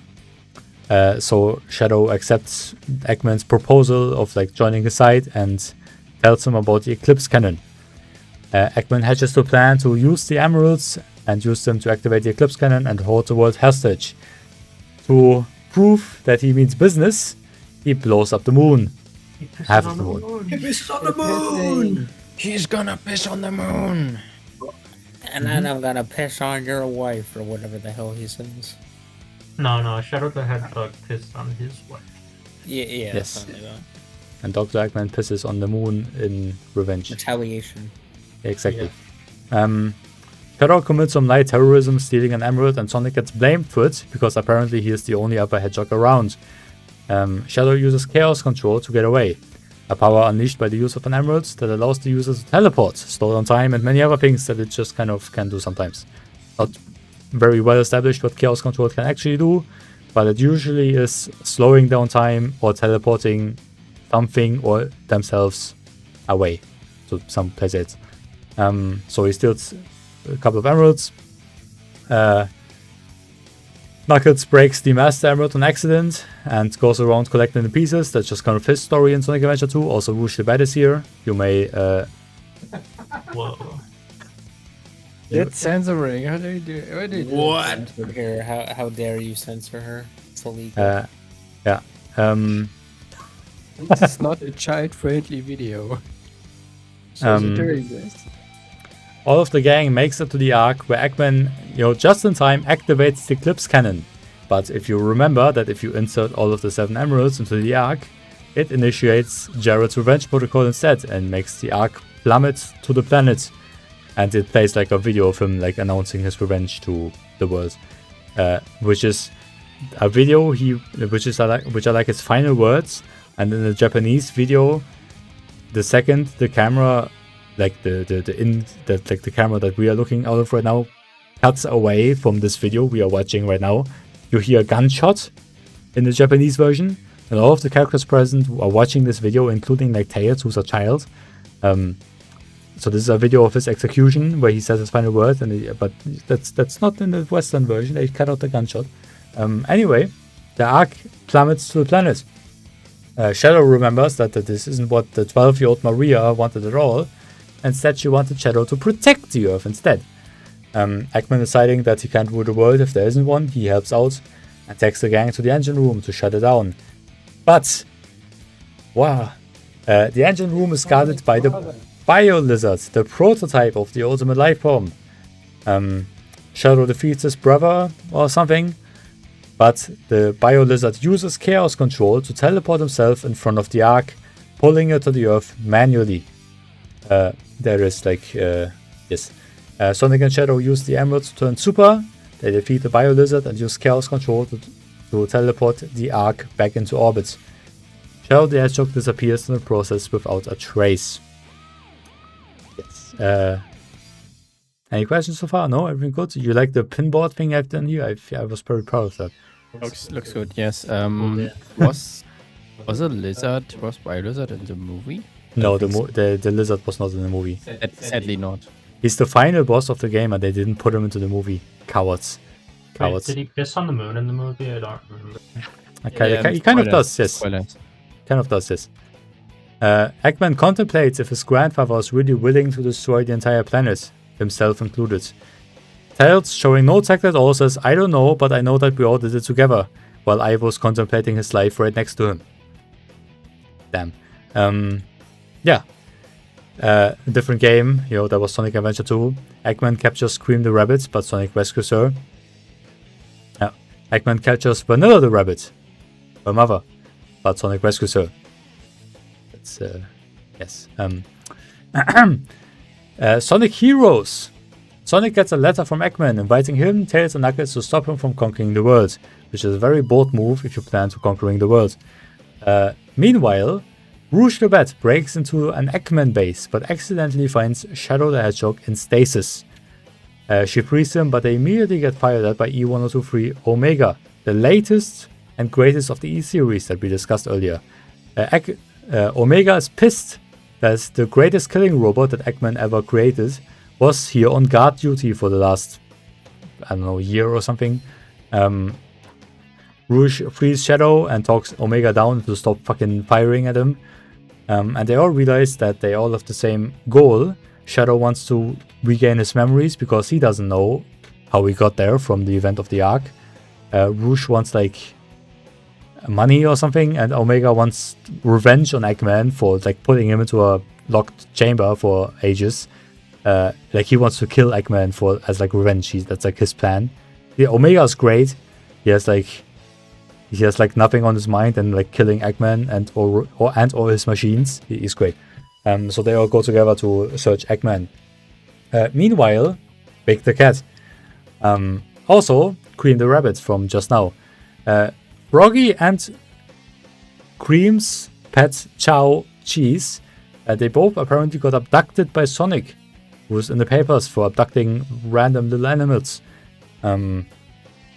We'll get to like a resolution to all of these plot lines in a second. 1 second. Also, the Chaotix Detective Agency, Vector, Espio, and Charmy, they are struggling to pay rent. When suddenly Wait. Yes. Where's the fourth member? Where's the B? The B is on the left. You are thinking about the Yeah, Armadillo, Mighty the Armadillo. Yeah, he doesn't appear. They forgot him. What? Yeah, he didn't get modernized. He's stuck in the classic. He's stuck in the classic age. Did he die off screen? Yes, they ate him. I'm seeing a pattern. Someone ate him. Yes, I think Vector ate him. That's how he got so big. Yeah, Vector's the crocodile. He's the lead detective, if you will. He's actually competent at his job, believe it or not. He's actually a pretty good detective, and he's just kind of like a cool guy. He was like the kind of guy who has like a boombox on his shoulder, you know, that kind of character trope. SBO is the purple guy on the right. He's a ninja and a very proficient combat person. And Charmy, the left on the left, the B, he's a child. He's like 6 or something, I believe. Yes. Yeah. Super SBO. No. We never actually see a Super SBO. No. Vector. No, they never turn super. They're just kind of like. But No, they're male. no. Yes, but they're not hedgehogs. You see, that's the. Yeah, okay. They, Wait, there's a super silver? yes, but we'll get to that later. Don't, you know. Shh.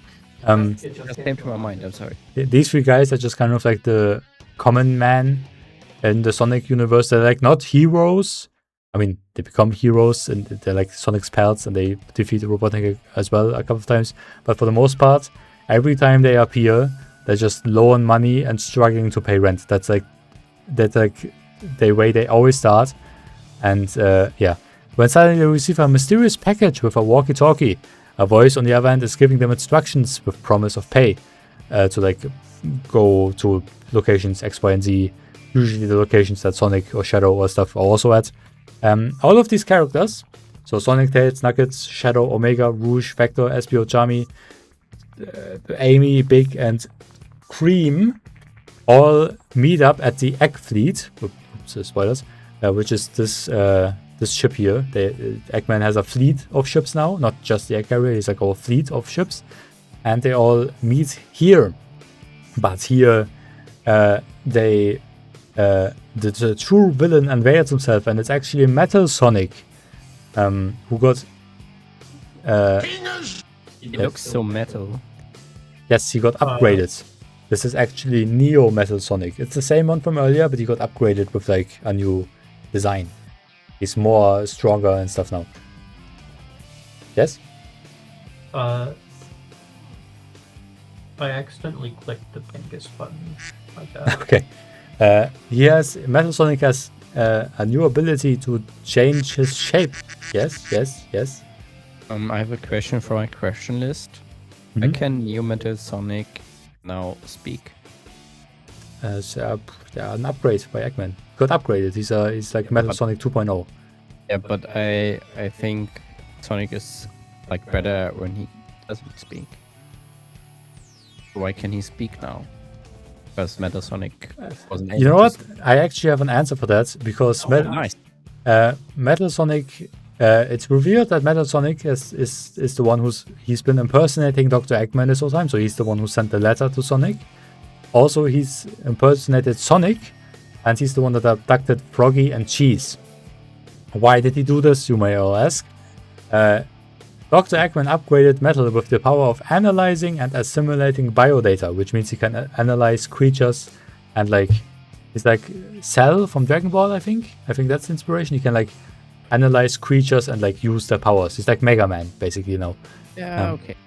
So throughout the game, he analyzed. Okay, I didn't know I put that together. He analyzed Sonic, Shadow, Froggy, and Cheese, the Chow. So he wanted Sonic's biodata because that's his main rival. And you know what? Let's just say that's also what gave him the ability to speak. So, so he analyzed Sonic because that's his biggest rival and he wants to overcome him. He analyzed Shadow as the ultimate life form and his DNA and everything. And Chow, the Chow Cheese, and Froggy because they have Chaos's biodata. The Chaos God, because Chows are related to Chaos, and Froggy still apparently had residue DNA of Chaos inside of him or something. And he mixes all of this data together to become the Metal Overlord. He turns into a kaiju again. He does it a lot. I don't know why. He turns into this fucking dragon thing. The first kaiju looked better, in my opinion. Yeah, this one's a bit over the top. I agree. A little bit. What's going on around the crotch area there? That's his weak spot. I mean, yeah. To defeat him, just kick in the balls. Yeah, that's how usually it works. Also, it turns out that the Chaotix were hired. The walkie-talkie that was Dr. Eggman trying to get them to the Egg Fleet to get him out of the closet that he's trapped in, and to stop Metal. I don't know. Dr. Eggman in the closet. Metal Sonic overthrew Eggman to do his job but better, and he locked him inside of some random room, and somehow, don't ask questions, Dr. Eggman sent out the walkie-talkie to the Chaotix so that they come and get him out of the closet or the room or whatever. But I'm asking questions. Wait, I thought those were the Freedom Fighters. That's the Freedom Fighters is a group that's also not canon. God damn it. They're also from the cartoons / comics that were never canon to the games. Chaotic sounds evil though. It's Team Chaotix. Okay, I know they're not evil, but it's like an evil name. Yeah. Also, always talk to that they're evil. It's a Chaotix detective agency. They're just called that. They are my favorite group of characters. By the way, I think I should say that. I like these guys. They're great. They're funny. They're like the comedic relief in the Sonic franchise. Anyway, Sonic, Tails, Knuckles, Shadow, Rouge, Omega, Big, Cream, Amy, and Team Chaotix all join forces and beat the shit out of Metal Sonic, and he turns back to normal, and Eggman doesn't pay the Chaotix for the services, and they continue to struggle to pay rent. And Metal Sonic can't speak anymore again. So, yeah. Also, Team Dark finds a room filled with multiple shadows inside of stasis chambers. And Shadow doesn't know who he is anymore. If he's a clone, if these are clones, what's going on here. And the game, Sonic Heroes, actually ends on a cliffhanger. They don't explain to us what Shadow is in this game. It ends on a cliffhanger when it comes to Shadow's story. Which, of course, gets continued. What a great start. It's been 50 fucking years, goddammit. Where are my emeralds, Gerald? Black Doom. We are officially 50 years after Shadow got officially created. Except he was in stasis for 49 of those. Black Doom comes on, and the Black Arms come back to Earth. So the Doom's eye is like a biological drone that Black Doom can look through. Not really important, but he's also here. The Black Arms arrive to immediately start a hostile takeover. Black Doom contacts Shadow as his son or whatever and tries to get him on his side. And Shadow still doesn't know who he is and who to trust, if he's a clone, if he's a real one. What's going on here? Black Doom tries to entice him by saying like, I'm gonna tell you who you are, what you are. But Shadow doesn't quite know if you trust him, you know. So the Black Arms arrive and immediately start over a hostile takeover, which starts like an epic three-way war. Eggman decides that like he should use this opportunity to also try to claim some territory for himself and or destroy the Black Arms to like use this like whole chaos to like establish himself as the ruler. And Gun, of course, is trying to like shoot down both of these hostile armies and protect the people of the planet. You know, so Black Arms, Eggman Empire, and Gun all fight all over the world at the same time. An epic big way war. All of them try to contact Shadow to like get them to their side. Eggman wants Shadow for like, you know, because he's the one who put him out of stasis. Gun wants to use Shadow because they were the ones that originally put him into stasis, so they want him back on their side. And the Black Arms are the ones that created Shadow, so you know. And Sonic and the gang are also here, you know. But you know, Gun is now led by Abraham Towers, that little shit that bullied Shadow on the Ark, if you remember, the guy with the homophobia. You see him, you see that a little bit here. It's yeah. Also, Shadow has a gun in this game. Hell yeah. Yeah. He's so cool. He's so fucking cool. Look at him. He has like a vampire thing. He's so fucking cool. Yo. What happens next? It's a good fucking question. That makes you go for really dark. Oh my god. What do you mean? What happens next? Who fucking knows? Shadow the Hedgehog has multiple objectives in a level, and depending on what level or what objective you do, you get to a different level where the story goes differently. So you can go through a bunch of different storylines, which all end in completely different endings. And some of them, Eggman fucking dies. Shadow kills Eggman in a couple of them. Shadow goes to the Black Arms in some of them. In some endings, he decides that he's an android built by Eggman, and he wants to do like a robot revolution. There's like all kinds of endings. There's like 12 different endings or something. And if you do all of them, you unlock the last story, which is the only like story that is like canon in the Sonic universe. Like the last story is canon, yes, but which route is canon? We don't fucking know, because the last story doesn't connect to any of the endings. So whatever, how the war really goes, it's a good question. But in the end, Shadow and Dr. Eggman are on the Black Comet, confronted by Black Doom, and Shadow has all the 7 Chaos Emeralds. And Eggman and Black Doom kind of both talk to him like, hey, go to my side. Eggman is like, yo, kill Black Doom, and Black Doom is like, yo, kill Eggman.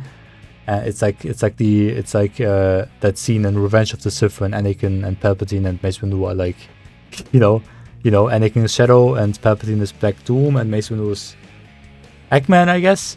And yeah. Anyway, Shadow decides that Black Doom is an evil bastard and turns into Super Shadow. Black Doom also uses the emeralds, like kind of at the same time or something, to turn into into Devil Doom. He's basically Satan at this point. They fight, and Dr. Eggman tells him via comms that Shadow is in fact the real Shadow, and one of his bots rescued him after the Ark incident, and he put him into stasis. And Rouge the Bat put the real Shadow out of stasis. Shadow destroys Devil Doom, and the Clips cannon gets used for its original purpose. You know, the Space Colony Ark blows up the Black Comet, and it stops the invasion. The Black Arms scatter or something, or get killed, I don't know. And Jared Robotnik's sins finally gets cleaned up. Anyway, you remember that bot that Jared Robotnik also had? Dr. Eggman finds the Geysoid, a Merle that Jared Robotnik hid away 50 years ago. But Jamerl is... What? Any questions? Hello. Okay. But Jamerl is... M-Earl is disobedient, so Eggman throws him away. Or just in the trash. He just lands on the beach. And Sonic finds him.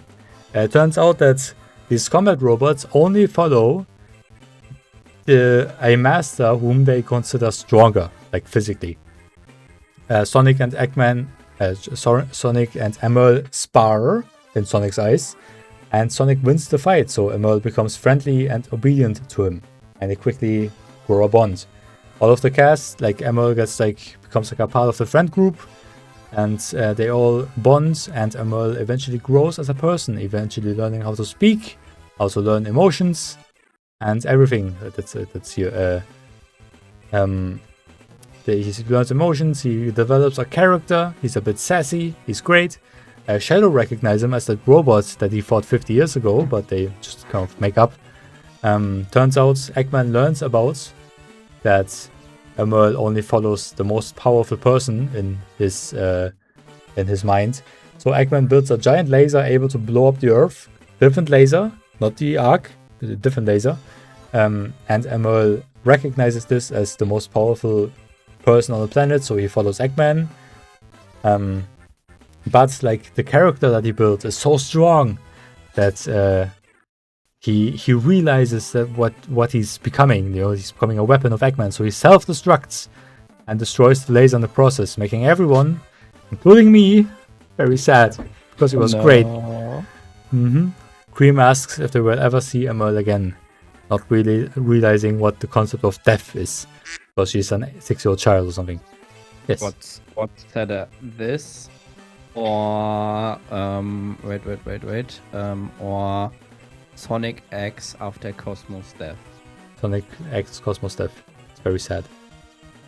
Okay. Speaking of never seeing Emerl again, Dr. Eggman clearly liked Emerl as a concept and builds another combat robot, Gem-Earl, because he's powered by the Chaos Emeralds, or by one of them.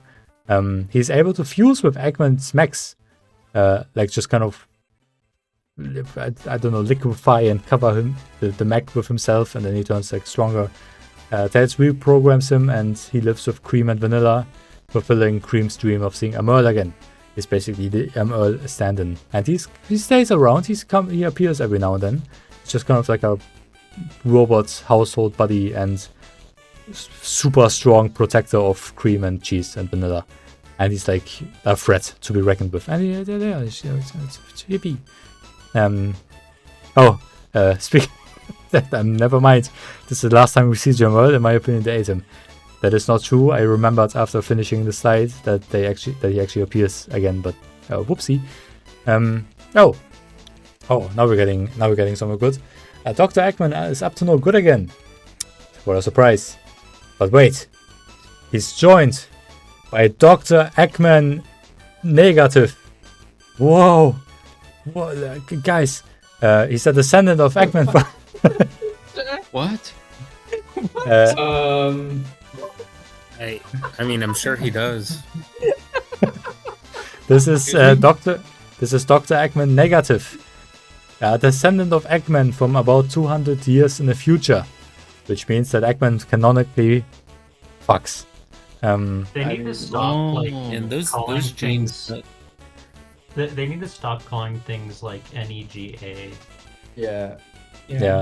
It's originally he was from a different dimension, but they later retconned it to that he's from the future and just lied to everybody about being from a different dimension, which is why he's called Eggman Nega, because he's from like a other dimension, so he's like an opposite Dr. Eggman, but now he's from the future.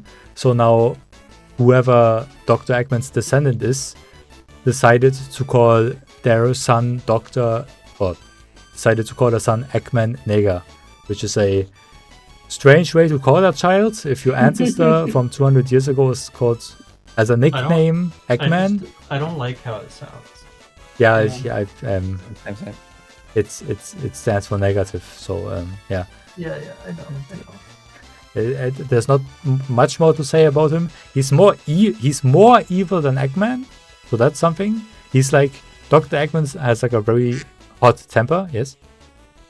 Is Eggman an egg? Like his toenails painted. He's wearing a bikini. Is he trans? That's Or is Dr. Eggman a fucking fanboy? I mean, he is an egg. He is an egg. Is That's true. egg cracking?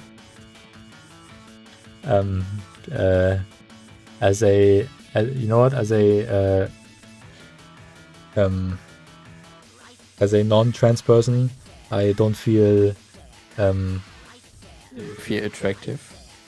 no, I don't feel like I should be answering that kind of question. Understand. I'm asking the written down canon stuff. You know what, that's up to you. That's Fuck yeah. Dr. Eggman Negative, which is what I'm going to call him from now on. He's Thank you. Thank you. Good choice. The real Dr. Eggman has like a hot temper and is a bit chaotic in his ways and stuff. Dr. Eggman Negative is much more calm and collected, but like even more sinister on the inside. He's like, he wants to just kill the planet or whatever because reasons. Okay, you know what okay. Dr. Eggman Negative is the arch nemesis of Blaze the Cat, a princess of the soul dimension. What a nice font. Thanks. She's regal, she's and composed and has cool fire powers. She's the protector of the soul emeralds, which are like the chaos emeralds from the soul dimension, which kind of implies that the main dimension is called the chaos dimension, which isn't canon, but like if the soul emeralds are in the soul dimension, then the chaos emeralds are, like you do the math. But she has a super form, which she can do with the soul emeralds, which is called Burning Blaze, which is supersonic but with fire skin. Supersonic and Burning Blaze take down the Eggmen, and they all part ways to their separate dimensions or and times and whatever again. Yo. Yes? I think her 45-degree ponytail makes her look like a Native American. I think that was part of the design document, I believe. I think that was the reference. I mean, she also has like that Indian thing on her forehead, so she's just kind of a hodgepodge of like a bunch of different culture caricatures. Nobody got the reference. No, I saw silver on the next slide. Does that mean Sonic 06 is coming up soon? Yes, Sonic 06 is coming up now. I love Sonic 06. I forgot to. He didn't get the reference star. What's so they what was the fan up? Was it a fan up reference? No. Okay, then I don't know. I'm sorry. Up till 89. Okay, anyway, Dr. Eggman is real now. Don't worry, he gets better. He's not as round as before. I'm disappointed. He's not looking too good. He looks really weird. He got on his epic. He has nipples now. He has learned of the Solaris project. You know, the thing with Solaris getting split in two and stuff. The thing from 30 minutes ago. Yes, he abducts Elise, the princess of Soliana, to get Iblis out of her. He just has to make her cry, which should be a very easy thing to do for a comically evil man and a teenage woman, I think. Sonic rescues her, but suddenly gets attacked by this guy. I think I wanted to do a slide in for Silver here, and I forgot to do it. They make up and become friends. This guy is Silver the Hedgehog. He's a hedgehog from 200 years in the future. This time is a post-apocalyptic ruin with Iblis, the fire creature, running rampant. He came back to avert Iblis from ever getting unsealed from Elise, which will happen when she cries, as I said. And he has psychokinetic powers. Sonic has super speed, he can fly, Knuckles is super strong, and this guy has telekinesis and shit like that. He just has that. He's just born that way. Meanwhile, Shadow and Rouge are working for Gun now. They're Gun agents now. Why Shadow would work for a organization that imprisoned him for I don't know. They are sent to retrieve the Scepter of Darkness, but at the same time, Dr. Eggman shows up, and in the scuffle, the scepter breaks, unleashing Mephiles the Dark, who technically is just like a purple smoke here, but he assimilates Shadow's DNA or something and turns into a hedgehog creature. He's like Shadow but even more edgy. He's like calculated and like fucking sinister and shit. He's still edgy. Mephiles fucking killed Sonic, prompting Elise to start crying. Yeah, he shoots like a laser through his chest, and Elise starts crying, unleashing Iblis. Mephiles and Iblis fuse to become the vengeful Solaris once again. During all of this, time travel shenanigans keep happening, and Elise gets abducted like three more times in the story. But I just kind of skipped through all of that because in the end it doesn't really matter. But Sonic 06 has like a lot of story. We just kind of covered like the opening and like the end now, but that's okay. Nobody cares about Sonic 06. Doesn't Sonic kiss one of the women at some point? Does this answer your question? Lol. Elise kisses the dead Sonic, which should count as some kind of offense. But this, plus the power of the Chaos Emeralds, brings Sonic back to life. Sure, Super Sonic, Super Shadow, and Super Silver fight Solaris. This all three golden guys. And Dr. Eggman looks a little scared up there in the corner. The trio defeats Solaris, who's some kind of fucking angel guy now. The future is saved, and Silver returns to a beautiful time, living happily ever after. Really? I don't think so. Silver returns from the ruined future. He's chasing Dr. Eggman Negative, who now is established to be from the future. Apparently, the Robotnik name becomes a laughingstock in the future. So Eggman Negative comes back in time to replace his ancestor and turn his failures into wins. Or like replace him and like actually win for once. Also, he's got this camera that traps anything it shoots into a card of itself. They stop him, and Silver returns to the safe future to live happily ever after. And then he will come back. Silver returns from the ruined future. He's here to stop Dr. Eggman Nega from unleashing a fiery demon on the world. He's learned from Dr. Jared Robotnik's journal. The Ifrit, not Iblis, is a different fire demon. They stop him and he gets left behind in the Ifrit's dimension. We never see Dr. Eggman Negative again. In my opinion, the Ifrit ate him. Silver returns to a beautiful future, living happily ever after. I'm noticing a pattern. There's a lot of strange eating happen here. Yeah, that and I think next slide Silver will return again from the ruined future. Remember the Babylonians from 2 hours ago? Yeah. This is them now. The Babylon rogues are thieves, trying to find the relics of their ancestors. Also, they have the hoverboards from the ancestors. Oh yeah, let's go. That's so cool. Yeah. Sonic and Co. and the Babylon Rogues enter a racing competition staged by Dr. Eggman to find the Babylon Garden. It's not just a race, it's a special race to see who's fastest. It's a big difference. Okay?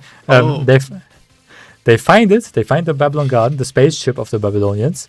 And it turns out the Babylonians' big secret was a carpet. The very first hoverboard. The flying carpet. That's the end of the story. Sometime later, the exact same plot happens, but with gravity shenanigans. Dr. Eggman hosts another racing competition, I think, and stuff. But in the end, they fight a big robot trying to consume the world in a black hole. I don't know. It's the campaign from a racing game. Who cares? It's a big robot with and they destroy. Okay. Sonic Unleashed. I'm a bit disappointed that there was no slide that Silver returns now.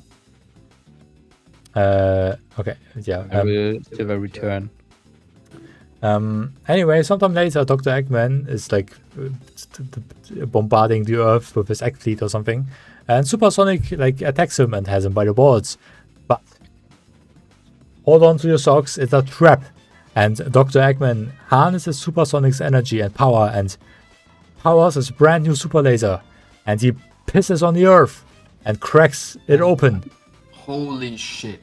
That's a powerful stream. People died here. Probably. And you know what that means? If the Earth opens up, do you know what that means? Oh well, sorry. I'm just thinking about the previous slide. I'm just thinking, how will this affect the economy? This will surely affect fishing season. I think this had an impact on the trout population. Yeah. Remember this guy? This is him now. Dark Gaia is back, baby. Yes. Where's that guy? Yeah. He'll, don't worry. Dr. Eggman's machine, like while he's in a super form and gets like this power charged out of him and somehow transforms him into a werewolf. Oh my god, when a nice guy loses his temper. Things he So said, true. other things he said. This is literally you, Iris. He turns into the werehog at night. Also, he runs into Light This guy Gaia, again. but because of the forced rebirth, he can't recall who he is. Sonic fights Dr. Eggman's Egg Dragoon, one of his most powerful mechs yet, and even Sonic states during the boss fight that Eggman may have lost it with this fucking machine. There's a minigun and Understandable. it looks pretty cool. You know, it has wings, it has a drill, it has a machine gun. It's like the last Metal Sonic Kaiju. Yeah, A bit over the top. it's a cool boss fight. The weak point between his legs again. Yes. No, actually, I think it's the like thing at the top, like where Eggman sits with the shield thing. But I think at some phase you also have to hit the thing in the middle. But yes, it's a pretty cool boss fight. Anyway, they go out on a globe-trotting adventure, inserting the Chaos Emeralds into the Gaia Temple that we've talked about 2 hours ago, and they put the Chaos Emeralds in them, recharging their energy. Along the way, that guy remembers that he's a force of nature and a god. That's fine. They use the Gaia temples to build a giant mech and beat Dark Gaia the fuck up. Both cases. Good job. Both, Oh my god. both gays go back into the planet's core and they restart the cycle over again in a few million years. Oh, and also them inserting the Chaos Emeralds into the Gaia temples, like put the Earth back together. Yes. Dr. Eggman has 2 little henchmen now called Orbit and Cubert. Orbit is he's like a nerd, and the yellow one is stupid. That's the whole comedic That's it, routine. we asked. That's like the show. Yeah, they're from one of the cartoons, yes. Well, they appear in one of the cartoons, yes. That's like the whole comedic routine. One of them is like smart and snarky, and the other one's stupid. Eggman builds a giant interstellar amusement park, which, frankly, at this point you should really. Sonic Colors. That is true. That's Sonic Colors. At this point, you should really wonder where the fuck Eggman gets all of his resources. But you know, like he imprisoned a sun, and then chained 4 planets. He's just very smart. He's just knows how to Thinking about where he gets his resources is a futile efforts. too much. So much I gave up 100 slides ago. Okay. He moved on from using small animals to power his machines and using extraterrestrial animals called wisps. They have like inert powers. They're basically items from Mario. The orange one is a rocket. The purple one is like a saw blade. The green one is like a UFO, and so on. There's like 15 different ones. Sonic blows everything up and frees the wisps, and some of them decide to stay on Earth to be. How many died? What? How many died? Blows everything up. Apparently, Sonic and Tails went to the amusement park before it opened officially, so it was completely empty. And what about the wisps? They're made of, what was it called? Shit. They're creatures of energy, basically. Okay. That's why Sonic can like fuse with them, and then he gets like a power-up ability from like Mario. And they're like made out of energy. Eggman gets sucked into a black hole, which Sonic outruns, and but don't worry, he got better. Eggman just gets sucked into a black hole, and he's just built different. So Eggman is somewhere in space and finds this creature in the void, somewhere, in the black hole, and this creature is able to manipulate time itself. It's called the Time Eater. Yes. Who's Dr. Rob? It's Dr. Robotnik, but shortened. Just I at this point I was like, okay, I need to speed this up a bit. So I found shortcuts. He calls it a time eater, and he like harnesses its powers to go back in time. But we'll get there in 2 slides from now. Meanwhile, Sonic gets whisked away to the world of the 1001 Arabian Nights and into the world of King Arthur and helps out there. Sonic Sword is the coolest thing ever. It's a great game, but like those games take place inside of story. Like he gets pulled inside of storybooks, saves the day there, and then gets put back to where he left. Like it doesn't have an impact on the actual world, but it is technically something that happens. So I remember your Let's Play about it. You was very happy playing this game. Yes, the Black Knight. I mean the Arabian Nights thing, not the King I've Arthur never thing. heard of this game. It's the left one is Sonic and the Secret Rings, and the right one is Sonic and the Black Knight. They're 2 different games, and the Black Knight one is awesome. It's a great game. Anyway, it's Sonic's birthday. Don't ask which one. He doesn't have an age, but it is his birthday. But oh no, the Time Eater attacks, and he tears up space-time and launches all of Sonic and his friends into the void. Wow. Sonic finds himself in a big white void called White Space, a hodgepodge of familiar locations he visited in his life. Holy shit, is that an Omori reference? Okay. Sonic and Tails meet their younger selves. Whoa!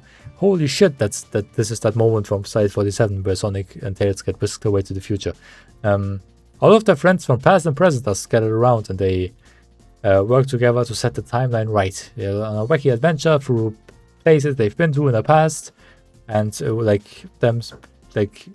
redoing the events that happened there, like kind of puts the timeline back into place. Meanwhile, yes. Maybe you said this already, but if they get whisked away to the future, or like to some other, or whatever, like yeah. If they get whisked away to the future, then how are there still like adult Sonic and Tails? Because spoilers. So up here, classic Sonic and stuff get whisked away to the future. They're here now. This is where the big slide is. They save the day and get transported back to where they got whisked away from. Then they grow up. Then they grow up and relive the same thing as adults, basically. Won't they remember it though? Except that they don't remember because timey-wimey stuff. You know, from his point of view, that never happened. I don't know. That's awfully convenient. That's awfully convenient. He just forgot. He just forgot, yeah. Crazy shit happens to him every day, so this is probably like a normal day occurrence for him. So, who can blame him for forgetting that? Anyway, meanwhile, Shadow, What is this big what? Before the Time Ether destroyed space-time, Shadow the Hedgehog went to the space colony Ark as there were strange bio-readings detected on board.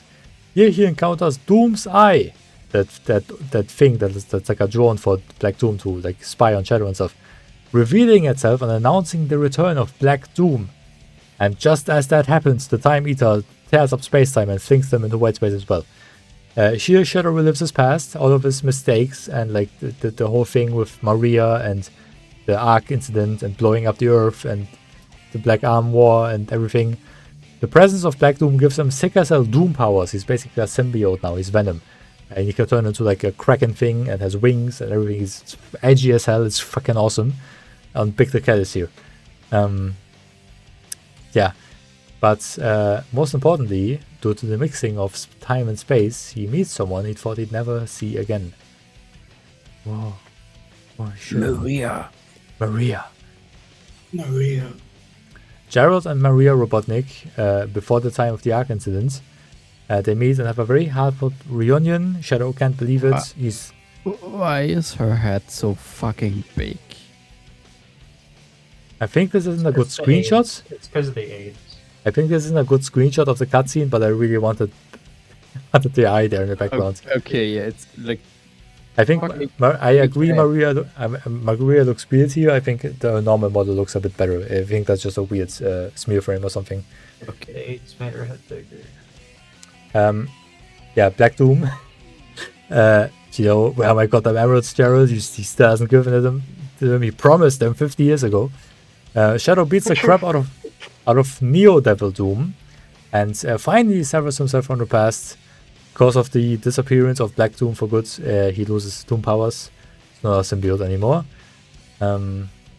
Yeah, Shadow and Maria.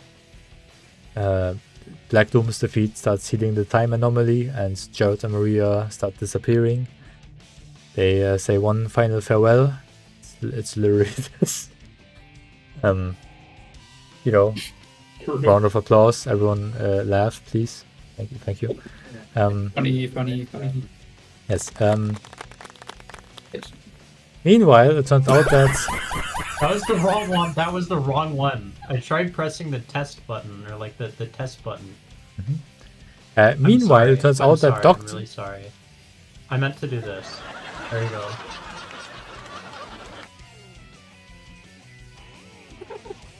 Meanwhile, Sorry. it turns out that Sorry. Dr. Eggman was behind it all. He's the one who's controlling the time meter. What a big surprise. Sonic and Co didn't know that until now. But not just one. He's joined by Dr. Robotnik from the past. And together they decided to use the time meter and turn their past losses into victories.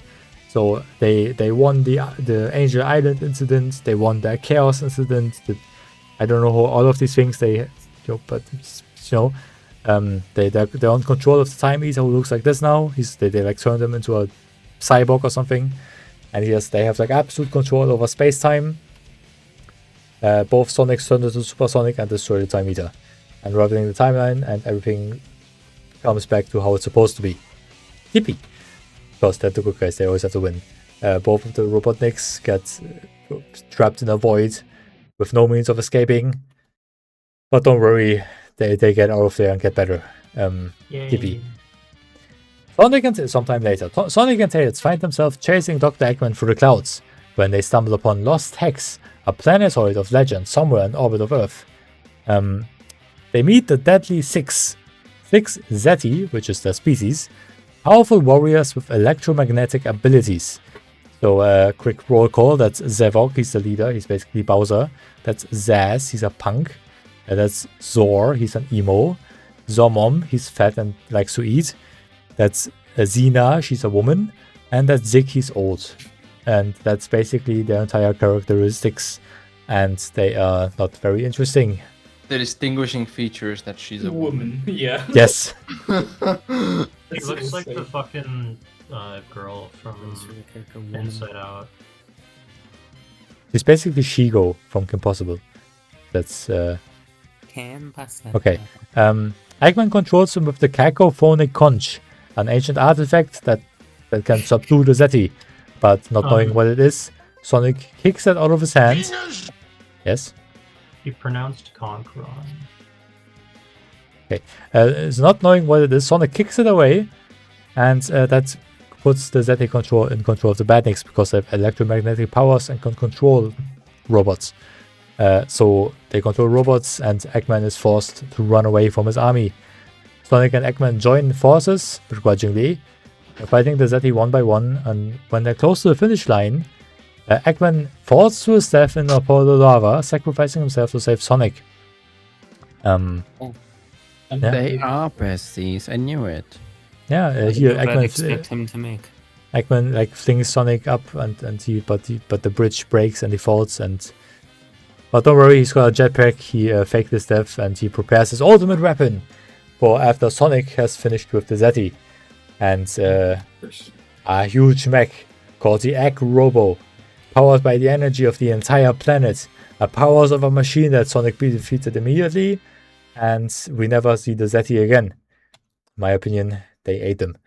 Eggman is taking another shot at taking over the world with Sonic forces now, but this time he has a brand new old weapon. Infinite. It's Edgelord. It's the Edgelord. It's infinite. A Jackal. Infinite the Jackal is in possession of the Phantom Ruby from way back when, the purple gem that's like, this thing from Slide 49.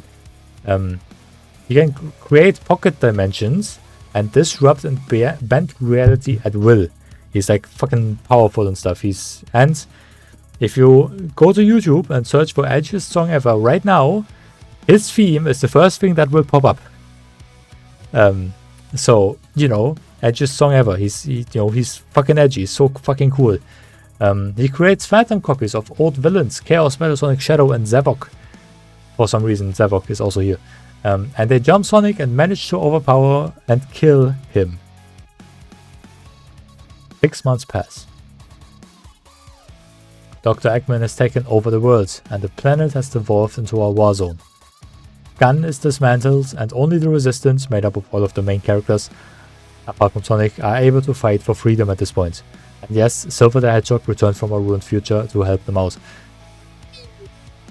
But Sonic is alive, because of course, he's in prison on the Death Egg, which is also here again. He breaks out of prison, and the Death Egg gets destroyed again and joins the gang. Classic Sonic returns, coming out of that portal he got sucked in ages ago. You know, when he flies into the portal there and comes out there. The two Sonics face Infinite, and he runs off after getting defeated in combat. We do not see Infinite again, and no, he's not a final boss. He disappears for the rest of the game, and we don't see him again. He doesn't have a resolution, doesn't get properly defeated. You just beat him in a boss, he runs away, and he doesn't appear again. They all fight together, so Sonic and other Sonic and the other gang. They all fight together against the new Death Egg robots.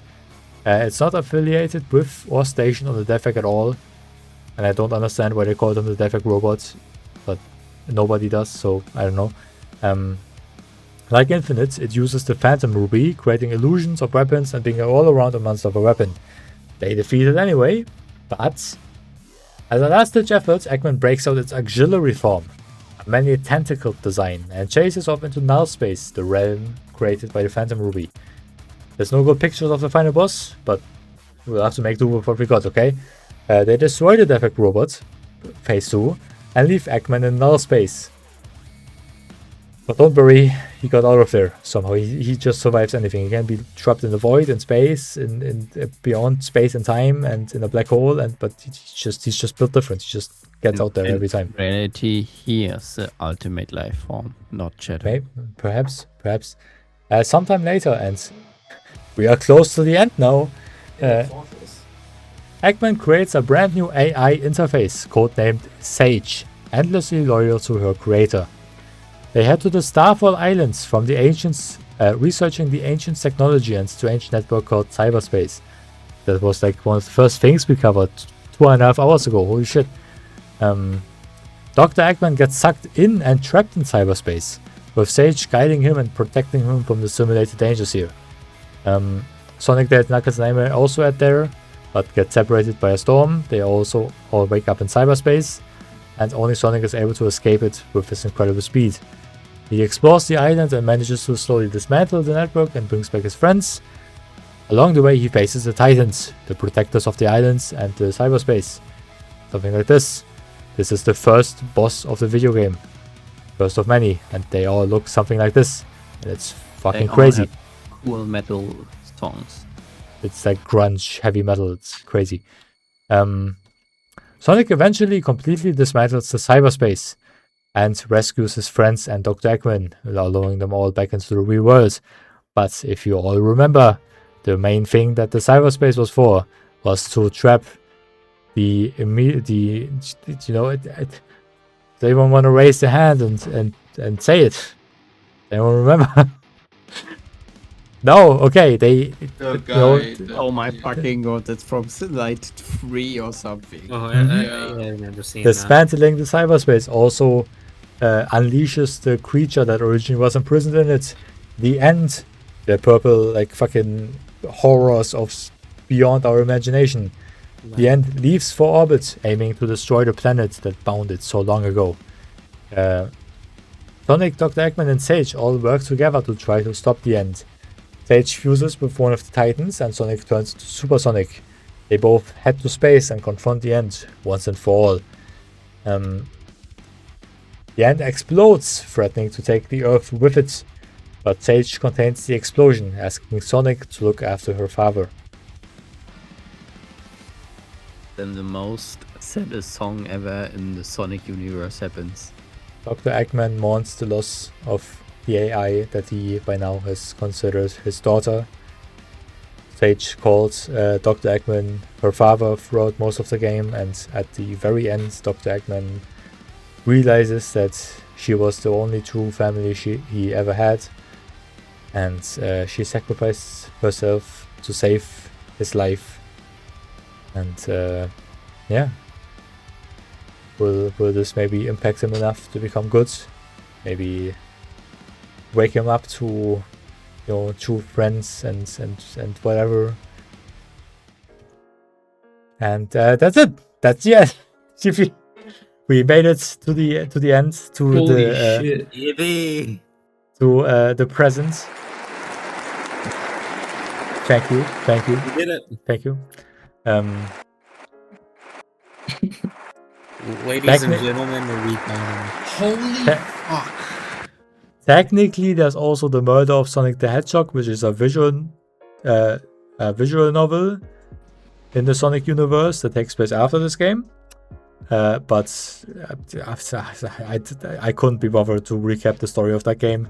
But let it just be known that Dr. Eggman basically rescues Sage and kind of brings her back to life. And now Dr. Eggman has like a second side, like Dr. Eggman, Metal Sonic, and Sage are like the main trio of villains in the Sonic universe now. Sage seems to be a mainstay in the Sonic universe from now on. It seems to be, at least.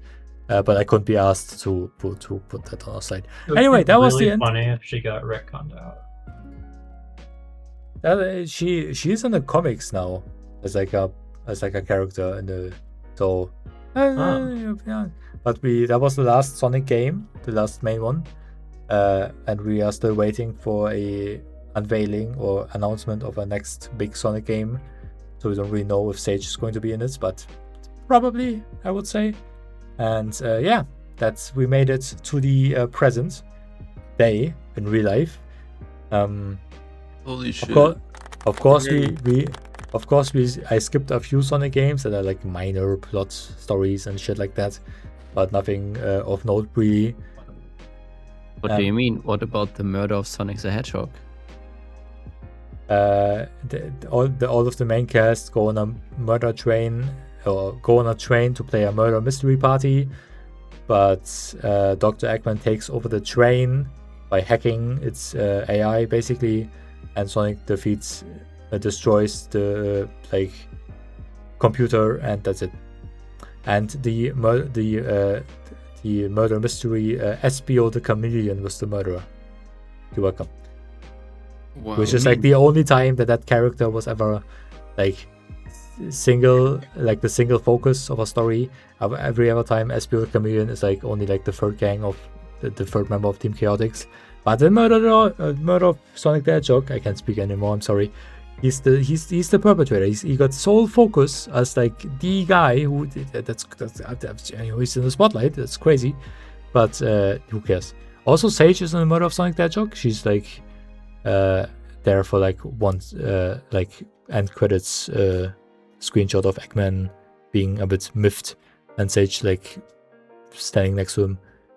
Anyway, who cares? It's not a mainline game. It was a April 1st visual novel. So who cares? Anyway, that was it. Is it okay? Okay. That's it. That's my end slide. Yippee! Yay!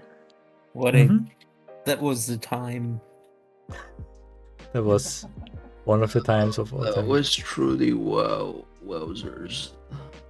I genuinely enjoyed that. I apologize for the 2 soundboard mishaps. That's okay. That's perfectly fine. Anyway, thank you for watching. We hope you enjoyed this. And I did. I meant the audience, but us too. Yes, I hope you 5 enjoyed my presentation, and I hope the viewers also enjoyed this video. Fuck yeah! Thank you for watching. We hope you enjoyed it, and until next time. Bye bye. Bye. Hello.